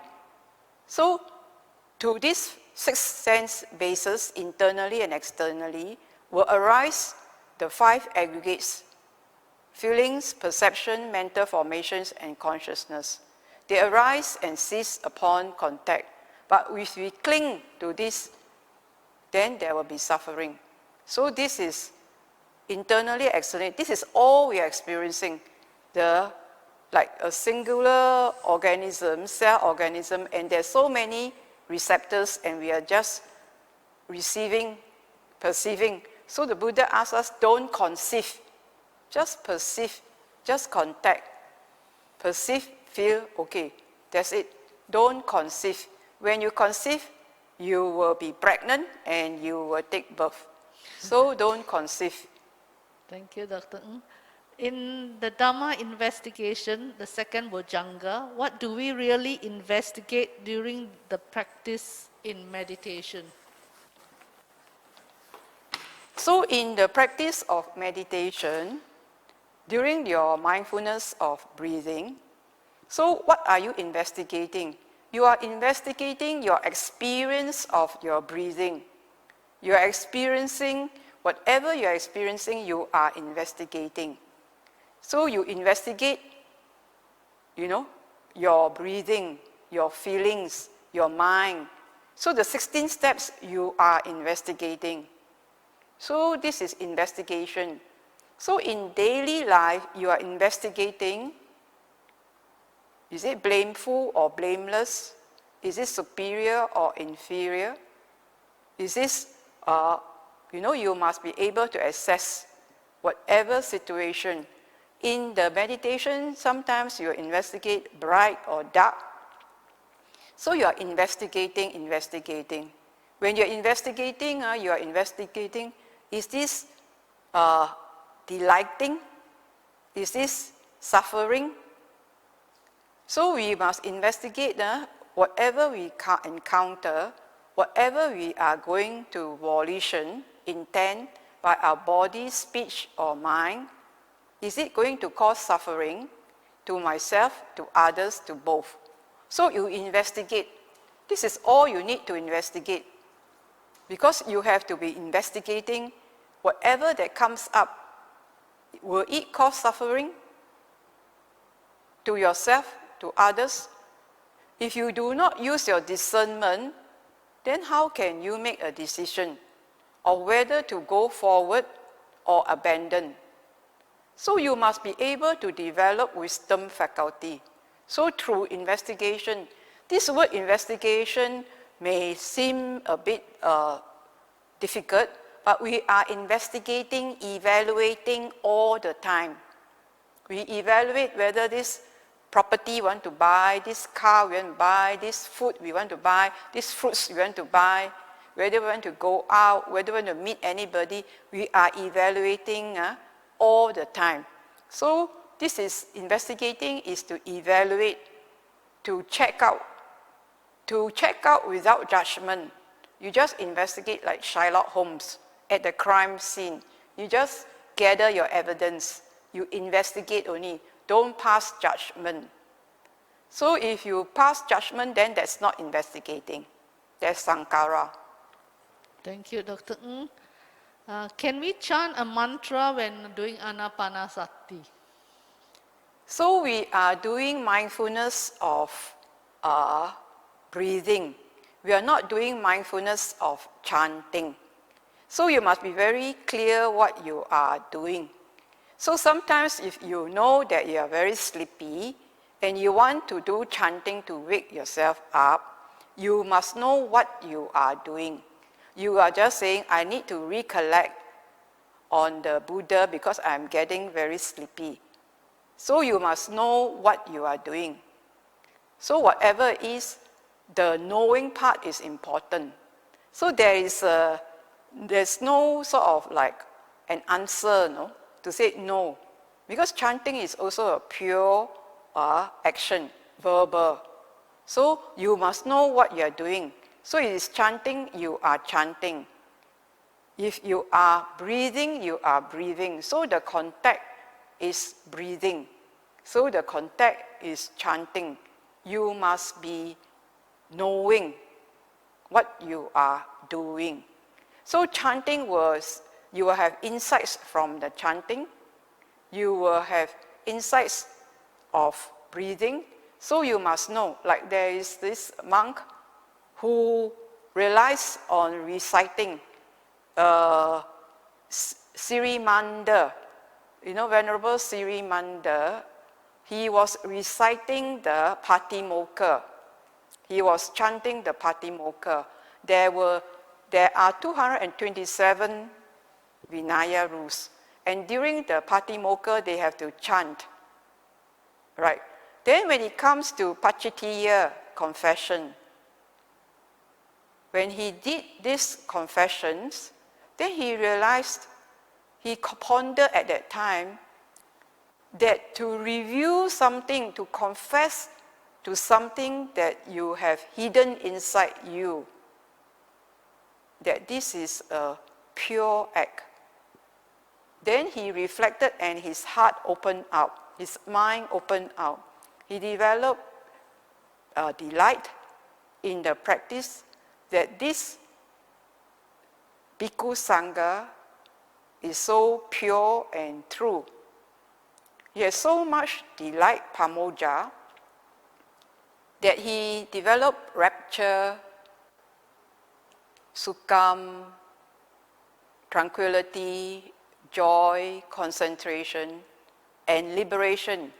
And he realized on reciting the Patimokkha. So who am I to say chanting is not allowed? So here we have an example that a monk became an arahant on reciting the Patimokkha. Thank you, Dr. Ng.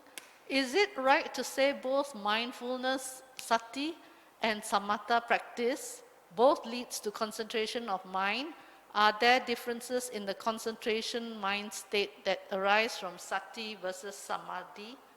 And is jhana a deeper state in the level of concentration that can arise from sati or samatha practice? So sati is breathing, a mindfulness of breathing. So means you are mindful of the motion. You are mindful of the processes. You are mindful of what is happening. So you are mindful of the ing, continuous tense. You are seeing the motion of breathing in and breathing out. You are mindful of your actions, of what I'm doing with my hands.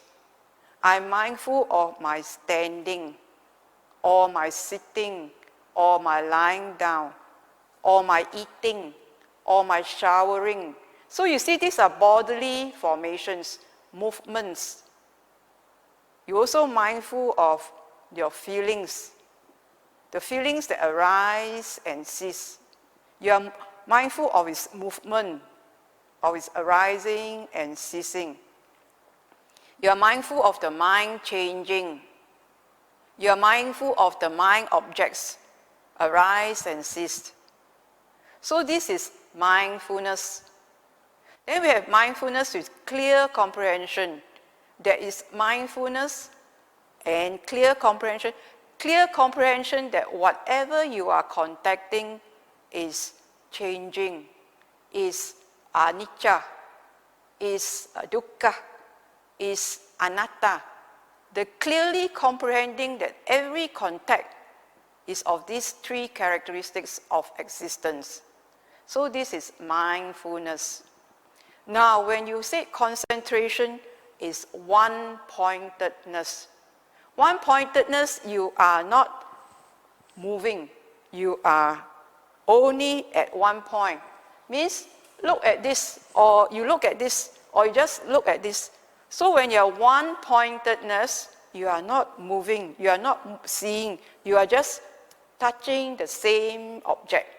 You are just like that, touching, touching, touching. This is one-pointedness. You develop one-pointedness because you no longer, you are viraga. You no longer interested. You are no longer distracted by your sense pleasures, by the sense objects, by your sense bases, by views, by what is going on the future. You are not interested in becoming. And then if you are not interested in all these hindrances, your mind can stay at one point. And then you can unite with your mind. So the qualities and the factors of the word jhana, they are rapture, they are pleasure, they are the mindfulness, and they are equanimity, and one-pointedness. So this mindfulness of breathing, you have elements of those. You have rapture, you have also the pleasure, you will also have the equanimity. So those factors are present. But so now when you read Niramisa Sutta, they say that when you have carnal pleasures, that means when you are experiencing your sense objects, you will also have rapture. When you listen to a music that is very uplifting, you would also have rapture. So you can see the choir, they will sing and then they rock. Because they are in rapture when they sing. Their mind is happy. So it's not only in the jhanas that you have rapture, you can have rapture in the sense objects too. But this you know is sense objects, that is karna. So in this particular sutta, karna. Then you also experience whatever, in mindfulness or breathing, because it's just a very pure act, and the breathing is of the air element. And the air element, just contacting this element, you experience the actual nature of non-distractions of your body. And if you just breathe, this is what your nature of your body is. Rapture and pleasure and happiness and joy of your mind. But people don't contact breathing. They are very distracted by so many things. And so when you then gladden your mind, and a gladdened mind, you just focus on a gladdened mind. It is a pleasant, it is something that you will naturally concentrate on a gladdened mind. It is an easy object to concentrate on. So then it leads to liberation. Now this jhanas thing has all these factors. So the mindfulness is in the 16 steps, so in the 12th step, it leads to equanimity. So the equanimity is that you do it again and again, you can then perceive equanimity. If you do it again and again, you can do it like a snap of your finger. So you develop into equanimity. When you do all this, when you do it, you must know you have some exertion, you have some, you practice diligent, ardent. So they say practice with diligent, ardency, and resolute. So it's like that. Diligence, ardency, and determination of your end of suffering. Some people has not very good relation with that. So I would say you would then have to dare, resolute,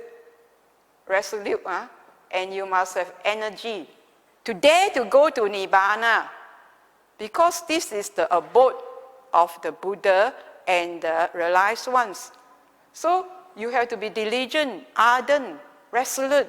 You must strive. The Buddha says strive. So this is very important that you do this. And you can say that these 9 abodes of beings,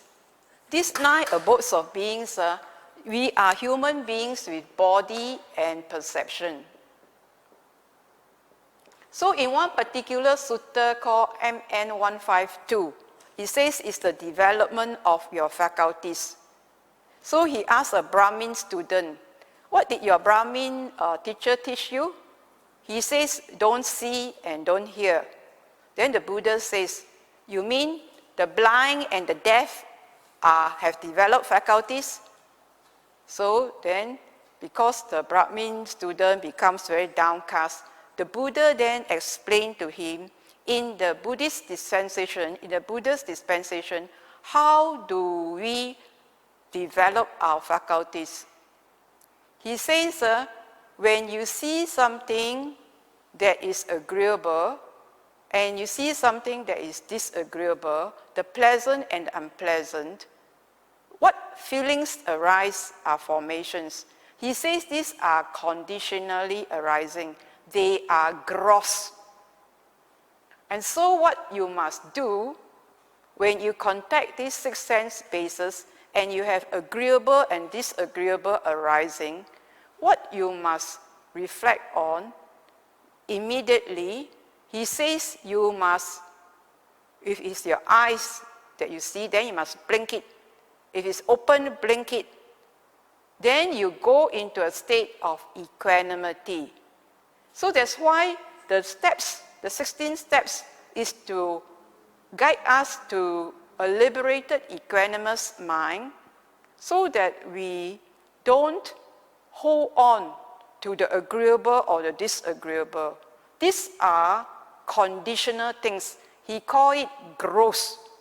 So we don't want to touch gross things. So he says, you just open and close your eyes and you go to a state of equanimity.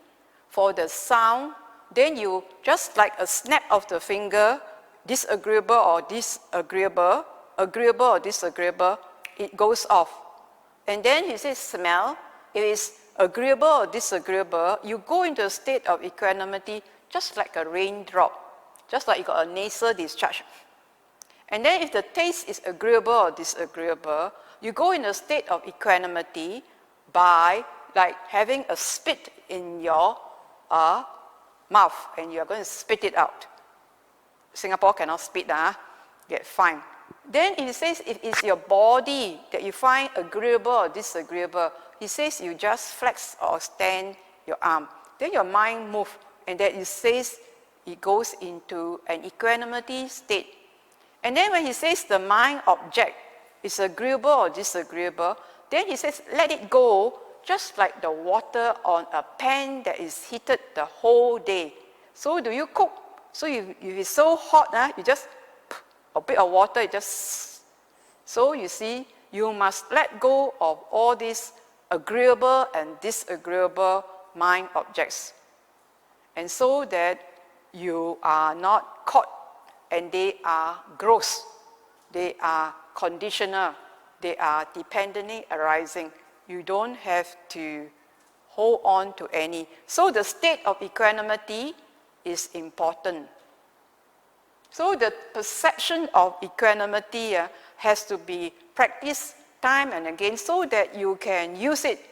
Otherwise, it's only talk only. So the practice requires you to know what is the state of equanimity. So this equanimity state can come by several ways, of which mindfulness of breathing is one. And the others, of course, are the jhanas, and then the third will be the Brahma Viharas. Equanimity is one of the Brahma Viharas. Okay. Thank you, Dr. Ng. There are many questions more, but we will take the last 3 questions. I think it's okay lah. Last day already. Okay. How do we know that we have achieved Upachara Samadhi? Upachara Samadhi. So it's a near state of, near Upachara, near the Samadhi. So whether or not you achieve or not the Upachari Samadhi, already we say if you want to achieve, there is a one thing. Whenever there's a one thing, it's further away. So you just progress as you are meditating. No need to see the achievement marks. The process is, also no need to say, am I Sotapanna, am I Sakadami, am I Anagami, am I Arahant? No need to see what is my achievement. As long as you have a defilement, the Buddha says the little feces is smelly. So no need to say, have I achieved this, have I achieved that? As long as you have defilements, you have not achieved anything. So no need to say achieve this and achieve that. You must think whether you have become a person that is less holding, less grasping, less angry, less wanting of the name, fame, gain, and pleasure.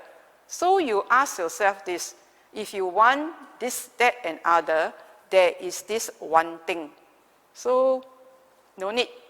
Anyway, I also don't know the answer very well. Thank you, Dr. Ng. Where is perception in the 12 dependent origination? Perception in the 12 dependent origination. So this is ignorance. This start with 1. So we have volition. So we have consciousness. So we have what? Mind, body, 6 sense base, contact, feeling, craving, clinging, becoming, birth, and then aging, disease, death, sad. So we have this, when you have contact, you also have perception. And these two give you mental formation. And here we also have consciousness, all conjoined. So in the contact of your 6 sense base, you arise feeling, and you also have perception, mental formation, and consciousness. So when in contact, you actually contacting your 6 sense bases, and these 6 sense bases has the consciousness. So you have the sense base as in the body, and then the sense object. So when you using your 6 sense bases in contact with the 6 sense objects, that contact you will have a feeling. And so you have the 5 aggregates appearing. The 5 aggregates is the feeling, the perception. So we all have said feeling and perceptions are mental formations. Okay, this is feelings. Feelings and perception are mental formations. Conjoined with it is the consciousness to appreciate this contact. So perception arises here. So it is through every contact we have these 5 aggregates.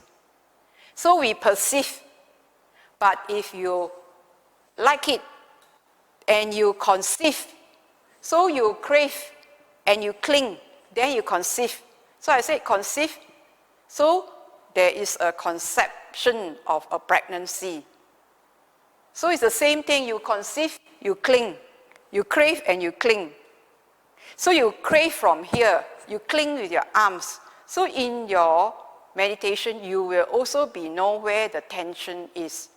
So you perceive and feel, okay, and together perceiving, knowing this perception and knowing this feeling give you the mental formation that I'm perceiving blue or whatever, is pleasant or whatever, that contact you know, and that's all, because this is mental formation. Perception and feeling as mental formation.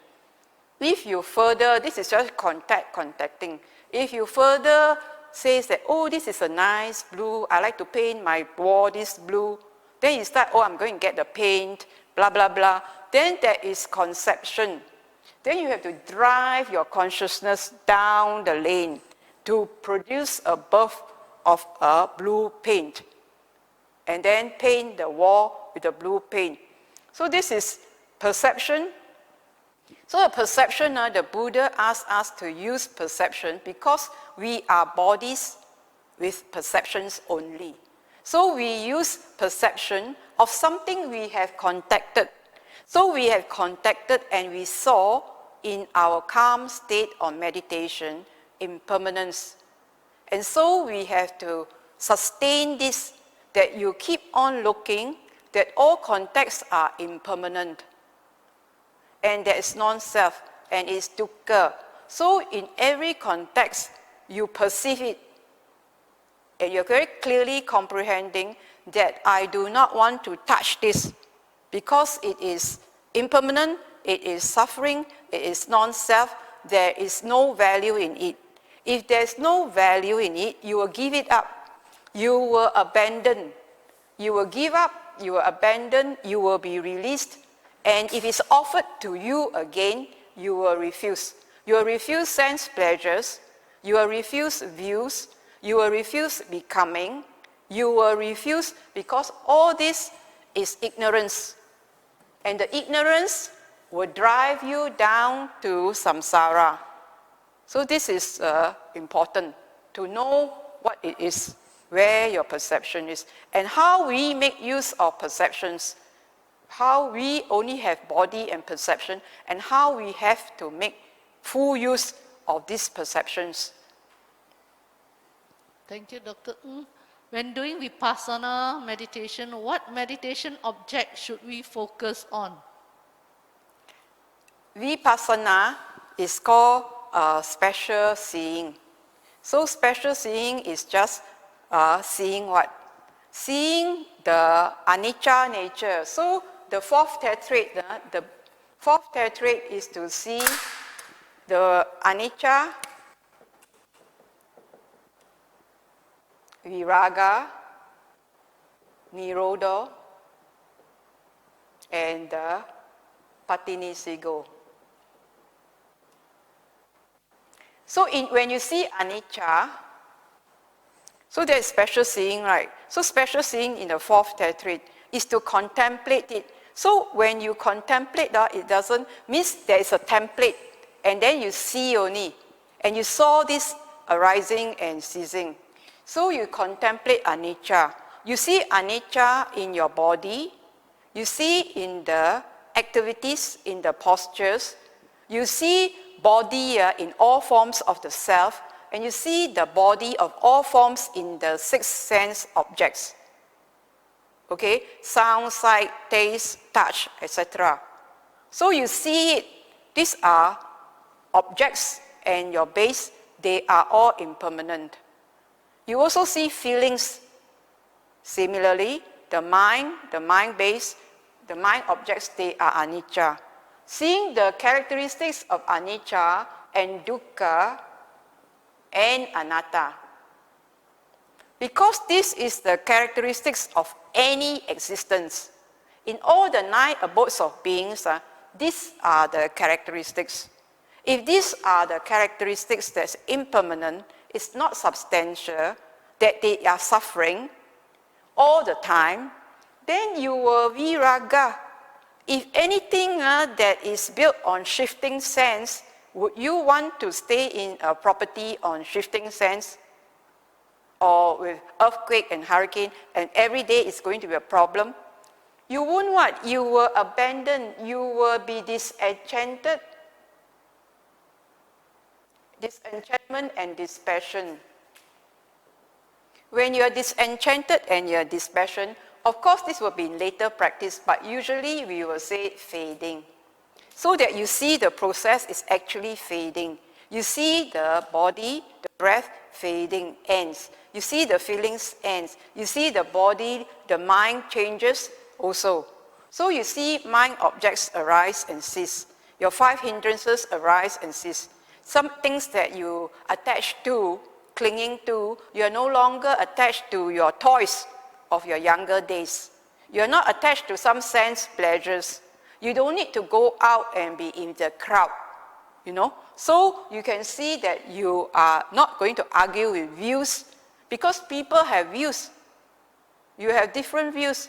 As long as you just accept that people will have different views, so you won't get tainted, you won't get so attached to all this. So when you are disenchanted and dispassion, there will be a cessation. Cessation, in the terms of cessation, when you see all conditional things of your 4 tetrads, your all conditional things will arise and cease. What is subjected to arising is also subjected to cessation. So cessation is, this nirodha thing is not like a big thing, you see. It is a full stop. There is a full stop. Everything has a full stop. It's just like every day we brush our teeth. After brushing our teeth, it will end right. Your toileting, it will end right. You know, your showering will end right. You know, so there's always an end to it. Even a show, there's the end, no more already. So there is an end. For our lives also, there will be an end. Don't think it's going on forever.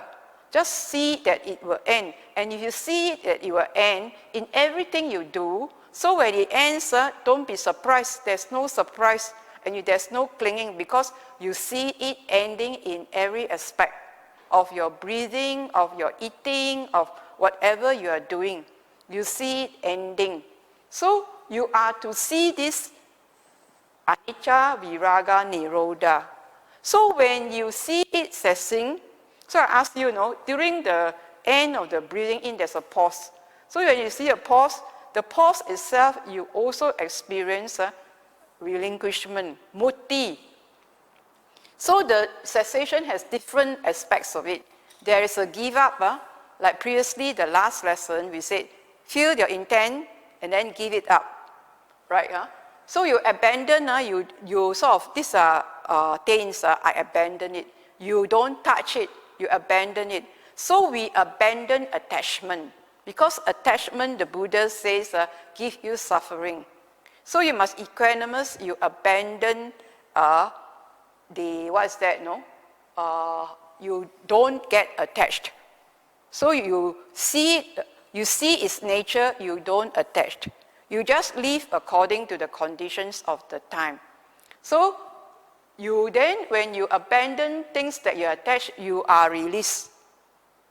Right? When you are released, when something is offered to you again, you will say, no, thank you. So there is a sutta, and the bhikkhu went back to his home and happens to Dana. So he saw his wife. His wife was very sunken and sick because the husband left to go to the monkhood. So then this monk feels very sorry, and this anguish sort of arose, and some tenderness arise for the very sickly ex-wife. So just then, when his anguish arises, so I suppose the parents saw the son move a bit. So, and then the son said, the bhikkhu then quickly left, go back to a place, and he practiced very, very hard to release, to abandon his attachment. So meanwhile, the parents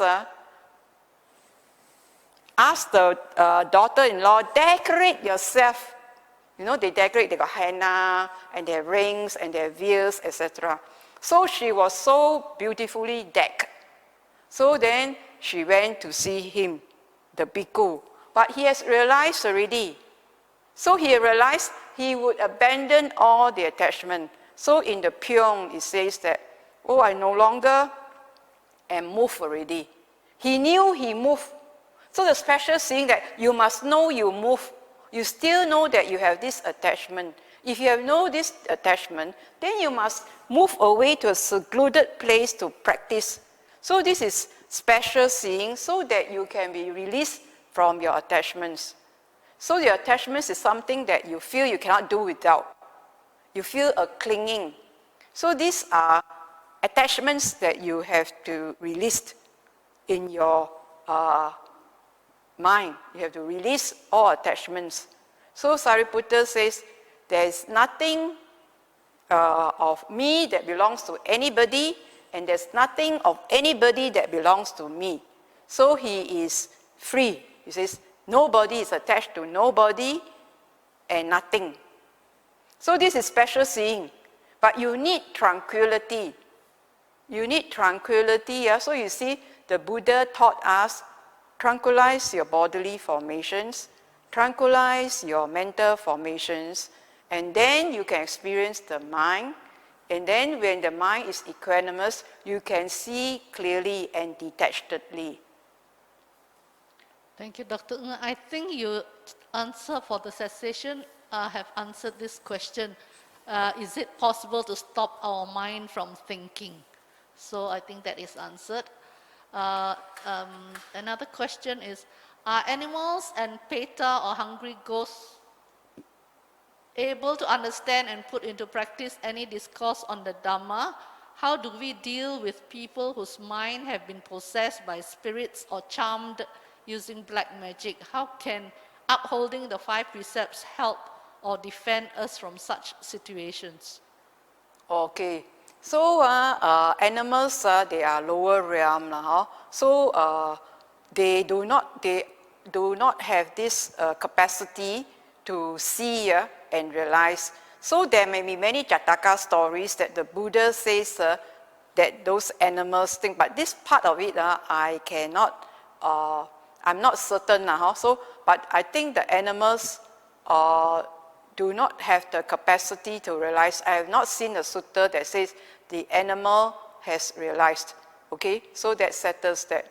Beta, they are at the lower levels. So if the levels come from hell beings, okay, we all gone through the sutta called Dhanajani, and Dhanajani was lead from one level to another. So it says that what is better? Is hell better or animal better? Okay, is animal better or ghost better? So the ghost is better than the animal, because the ghost, you can talk to the ghost and says that, hey, let go, and then the ghost may let go, right? Then you have the human realm. Then after that, we have all the realms, the four great kings, the Tawatimsa, and so on and so forth. But all these realms are impermanent. So that's it. So even in this realm, we cannot persuade people to come to understand, to do the practice. Why is it? It's even more difficult, right, to try very hard for the animal. They have just to live out their existence. Then hopefully they take into another existence of the human realm. But after saying this, remember there's this Malika, Queen Malika. Queen Malika was a garland seller, and she was able to marry King Pasenadi, because during one of his defeats in battle, he happened to pass by this Malika, and she was able to calm his solace. So eventually he married her, and she had some indiscretion with an animal. So when she passed away, the Buddha was asked by King Pasenadi, where did she take rebirth? And the Buddha did not reply, because speech is very important. It is welcoming, but what he's going to tell him, where she is, which was in hell, would not be welcoming to King Pasenadi. So after 7 days, then he says she is reborn in the heavens. So you see, even in the days where they are in the hell or in the beta world, for the relatives who are our ancestors, sharing our merits can uplift them from those worlds. So Queen Malika has done a lot of good. So because of her bad that she had done, indiscretion with animals, she had to be reborn for 7 days in hell. Subsequently, she went to the heavens. So whatever stage that a being is in, we have to provide for whatever they are, if we are encountering them, not to cause suffering to them, and that whatever existence they have, in the future, they may also have the potential to rise to higher realms. So I think this is all I have to say. What's the second part of that question? How do we protect ourselves? Oh, right. How to protect ourselves. The 5 precepts. Okay. There is this Majjhima Nikaya, there is a title called the bait. I don't know what number, but it's called the bait. So the deer hunter will lay traps for the deer. If the deer is so hungry, just see the food there and just quickly eat the food, the deer is trapped. And the deer hunter will do anything he likes with it. So the first thing is like that. So this is like sense pleasures. How you protect yourself is that you don't get baited by sense pleasures. Okay, then he said the second scenario was that the deer saw the other friend's deer get trapped already. He says, hey, don't get trapped, stay further away. And then they stay further away, and then they fall into a trap. So it's just like the bhikkhus go further away. So they are not affected by the sense pleasures. But then where they are staying have limited resources. Because of limited resources, they come and they take the food, and then they are trapped again. So they say, the deer got trapped again, second way. Then the third way is that the deer move further away. And so the bhikkhus also live further away. But the deer hunter spread the trap further, bigger. So they still get trapped. The deer still get trapped. And what did the bhikkhus get trapped? So it's not the first two sense pleasures. Now they are trapped by views. Then the fourth one, then the deer don't want to even live further away, more secluded, they live further away, and then they very gingerly take whatever, and they're very careful. So they were not trapped. The bhikkhus similarly were also not trapped because they were secluded.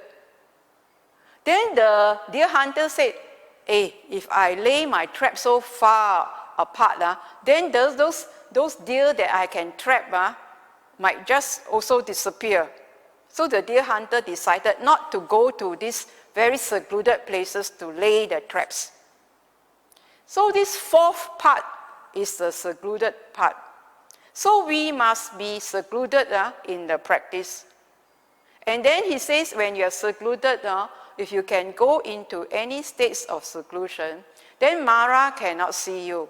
So he says the jhana 1, 2, 3, 4, 5, 6, 7, 8, and 9, of course, Mara will not be able to find you. So if you are secluded, in other words, the fourth one, if you are secluded and enchanted and dispassion, and you practice diligently, D-A-D or D-A-R-E, you would not be trapped by the Mara, by defilements. So this is important. So you must not be baited by Mara. And that he says you have to be secluded to practice. So like the deer who seclude themselves far away from sense pleasures, from views, and then they can take the food legitimately. So we also have to practice in a secluded way.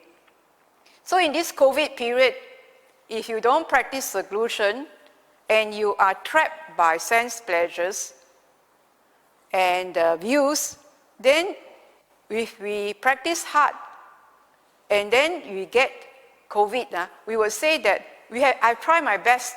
These are conditions I can accept. But if you know the problems and yet you do not practice abandoning sense pleasures or views, then if you get it, then it is because of all these baits, all these traps, all these defilements. So we have to learn MN152, that we have to practice with diligence, ardency, and determination. Thank you, Dr. Ng. Dr. Ng, I noticed that when doing mindfulness meditation practice, the concentration is more like watching the mind from a distance. Whereas in samatha, sometimes it feels like the watcher gets absorbed, goes towards or unified with the mind. Or is this feeling a clinging to the mind?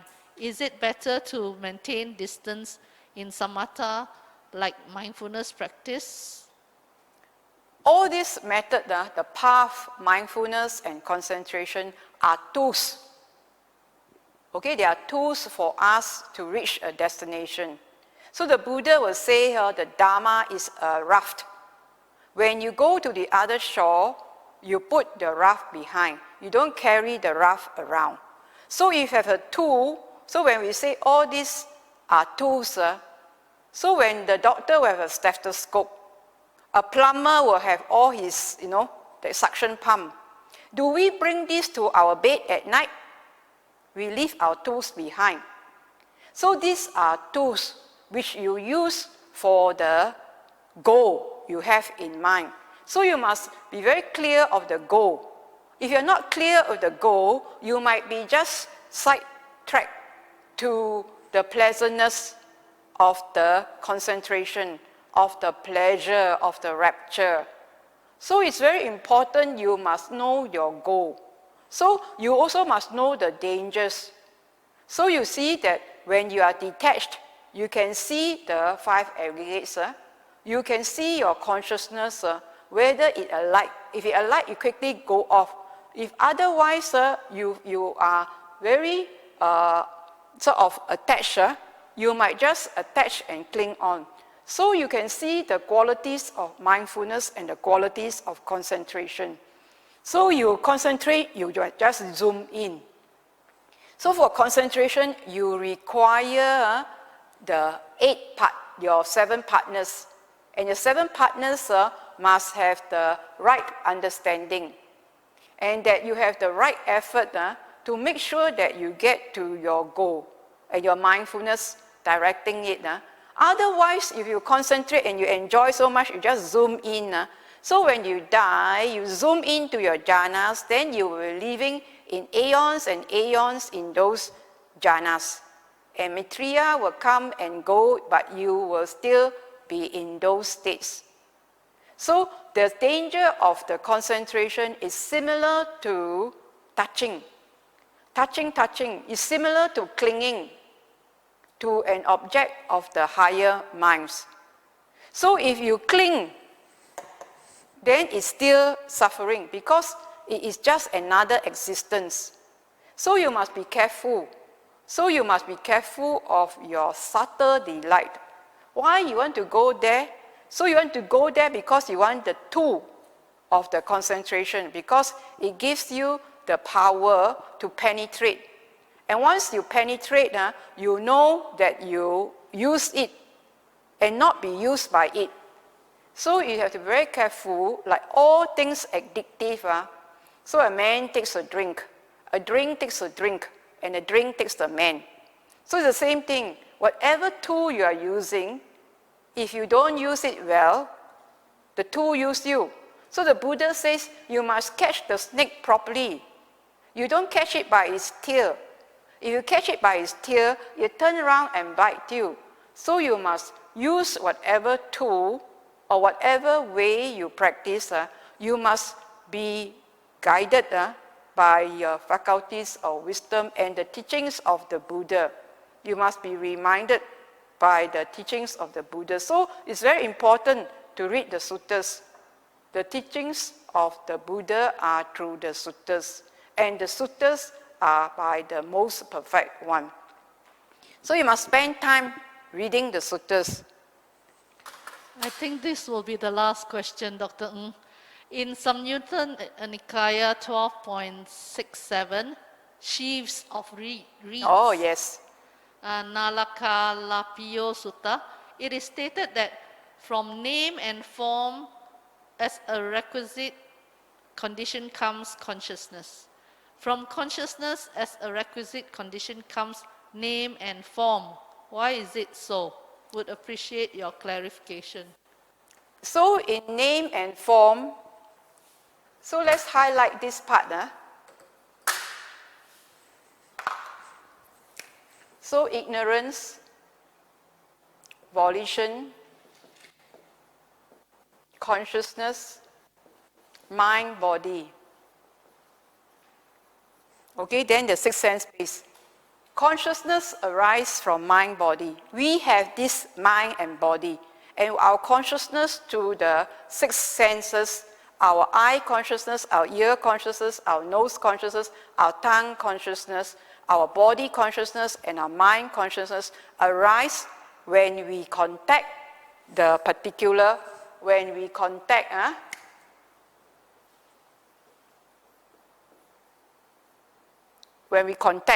the 6 sense bases with the corresponding 6 sense objects. So the consciousness arises from the mind body. We have now endowed with this mind and body. And so this consciousness must arise from this mind and body. Without this mind and body, there is no consciousness arising. Right? If you sleep, you are not with your consciousness, it is sleeping. Okay? So this is one way. Right? Huh? So arising from mind body is the consciousness. The consciousness is a function of having this mind and body. Okay, this is I'm not a vegetable, right? So I have a mind and body, and I will contact accordingly to whichever context of the sixth sense based with the sixth sense objects. Okay? Now, then we also have volition. We all understand that you only with volition, you will drive the consciousness. So you can see the origin of this consciousness. So in being born, we have this consciousness arising from the mind body. Then when we want to do things, like I want to go to the board, pick up this thing, I must bring my consciousness, my volition, my intention to tell my body, pick this up. And I will have to tell my consciousness, move your body there. Right? So now this intention is that move your body there. So I will have the bodily volition of moving. So you must have mental volition first, then bodily volition. Then bodily volition, then I pick up the thing. So I must have this consciousness driven by my volition to arise. So there is this two. This driven it. Now the thing here is that we have consciousness, period.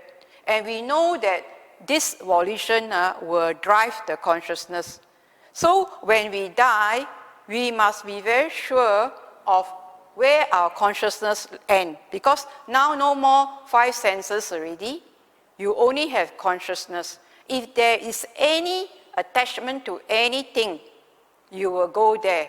So some people will purely,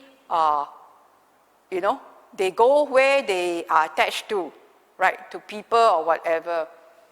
So you can see that people will stay around or take rebirth around their relatives because they are attached to their relatives. So these two shifts of wreath. So this is a wreath. Nowadays with the COVID, they never cut their grass. So you can see the grass very lush now. So you can see all these leaves down there. So this is ignorance, and then you have volition. Okay, so if either way, if you cut one, this will also fall because it depends on that one. So this is cessation. So if you cease, so these two are linked together. Ignorance will give you volition, but if you cut off the ignorance, the volition will also, cessation of ignorance brings cessation of volition. Cessation of volition brings about cessation of consciousness. So when we say let go, your mind liberates. So we have the 11 doors to deathless state. Because it says, when you let go of your volition, your consciousness do not descend. If you descend, you will descend into a mind body. You will look for the soil, where the soil, somebody is copulating, having sexual intercourse, having an embryo or whatever, then you descend into that mind body because you are still attached. So that's why it takes birth. So when the consciousness is released at a point of death, the Buddha says that you can have you can realize, first you can realize arahantship during life, or at death, or at the interval, or on landing, with effort, with effortless, without effort, with effort, and then to the Akhanata world, to the Akhanata realm. So this is the highest of the non-returner. So the consciousness can realize in life. So you have the Arahants. So you have at death, okay? Then interval, that means the consciousness come out already. Oh, no, at the interval before landing, he realized. You know, sometimes the time you can slow down and then you say, oh, finish already, end. So end at the interval. Then it attached, it landed. Then on landing, say, oops, I don't want this. No for me. Okay, so you abandon it. Abandon. When you touch already, oh, sometimes you go and get a fruit. Oh, I don't want to touch this. You know, I don't want this already. I abandon it. Or something like you think this is no good. You abandon it. So that at the interval on landing, then when you sort of like go on the airport, the plane, you just run around the causeway, then it says, ayah, wrong place, the wrong destination. Quickly, without effort, you go. So that means you land and then you faster go up again. You let go. Then all with effort, you make a long turn. Ayah, better get out. Up you go. Then you didn't realize, go to the Akhanita world. So he says, I seldom talk about this so that the bhikkhus will realize in this life. Because otherwise they say, at death law, or in the interval law, or landing law, or all these other steps that are possible. But he says the achievement is to arise, to understand his teachings in life. So the consciousness, this is how it works. We have a mind body, we will have consciousness. But then we are to observe our intentions. Our intentions is our cravings. When we have intentions, this is craving. We intend, that means we have something we want. So the Buddha will say, volition is like two strong men that will bring you to the charcoal pit. Whatever intentions, wholesome or unwholesome, it will bring you to the charcoal pit. Because you have seen intentions, right? When you have intentions, you have sankhara, you have mental formation. You have mental formation, you are formed. The self is formed. So your mental formation, this is mental formation. So when there is mental formation, there is suffering. When any formations are suffering, they are conditionally arising. So we have this phrase, dukkha sankhara. So this is sankhara, it's dukkha sankhara. So sankhara we don't want. And the development is upon maturity. After you've seen a lot already, then you say no. So you would give up, abandon, release, and then not dependent.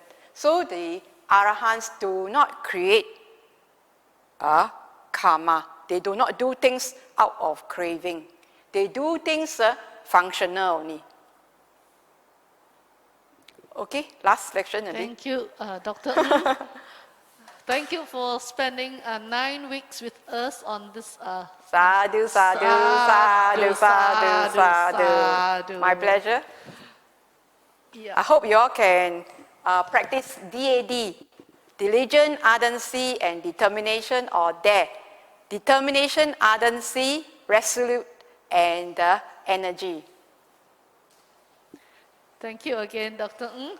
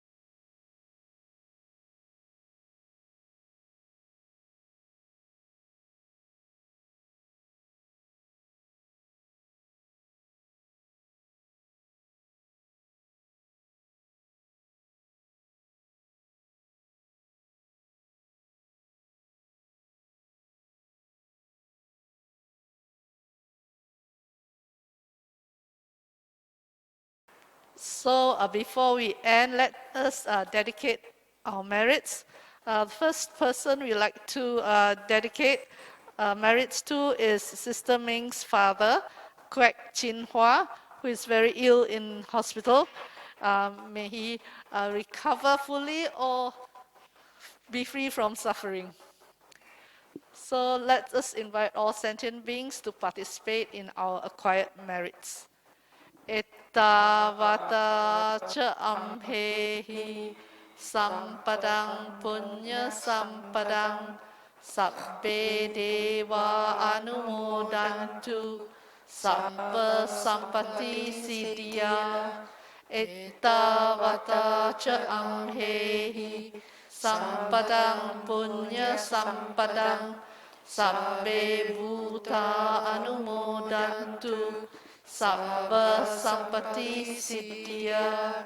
Ettavata cha amhehi sampadang punya sampadang sabbe satta anumodantu sabba sampati siddhya. Let us dedicate the merits of participating in this Dhamma activity to our departed relatives and friends. Idang me nyatinang hotu sukhita hontu nyatayo. Idang me nyatinang hotu sukhita hontu nyatayo. Idang me nyatinang hotu sukhita hontu nyatayo.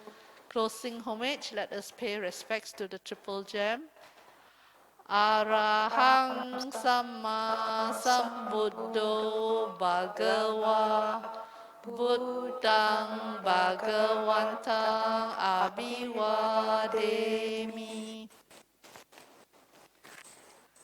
Swakato Bhagavata Dhammo Dhammang Namasami.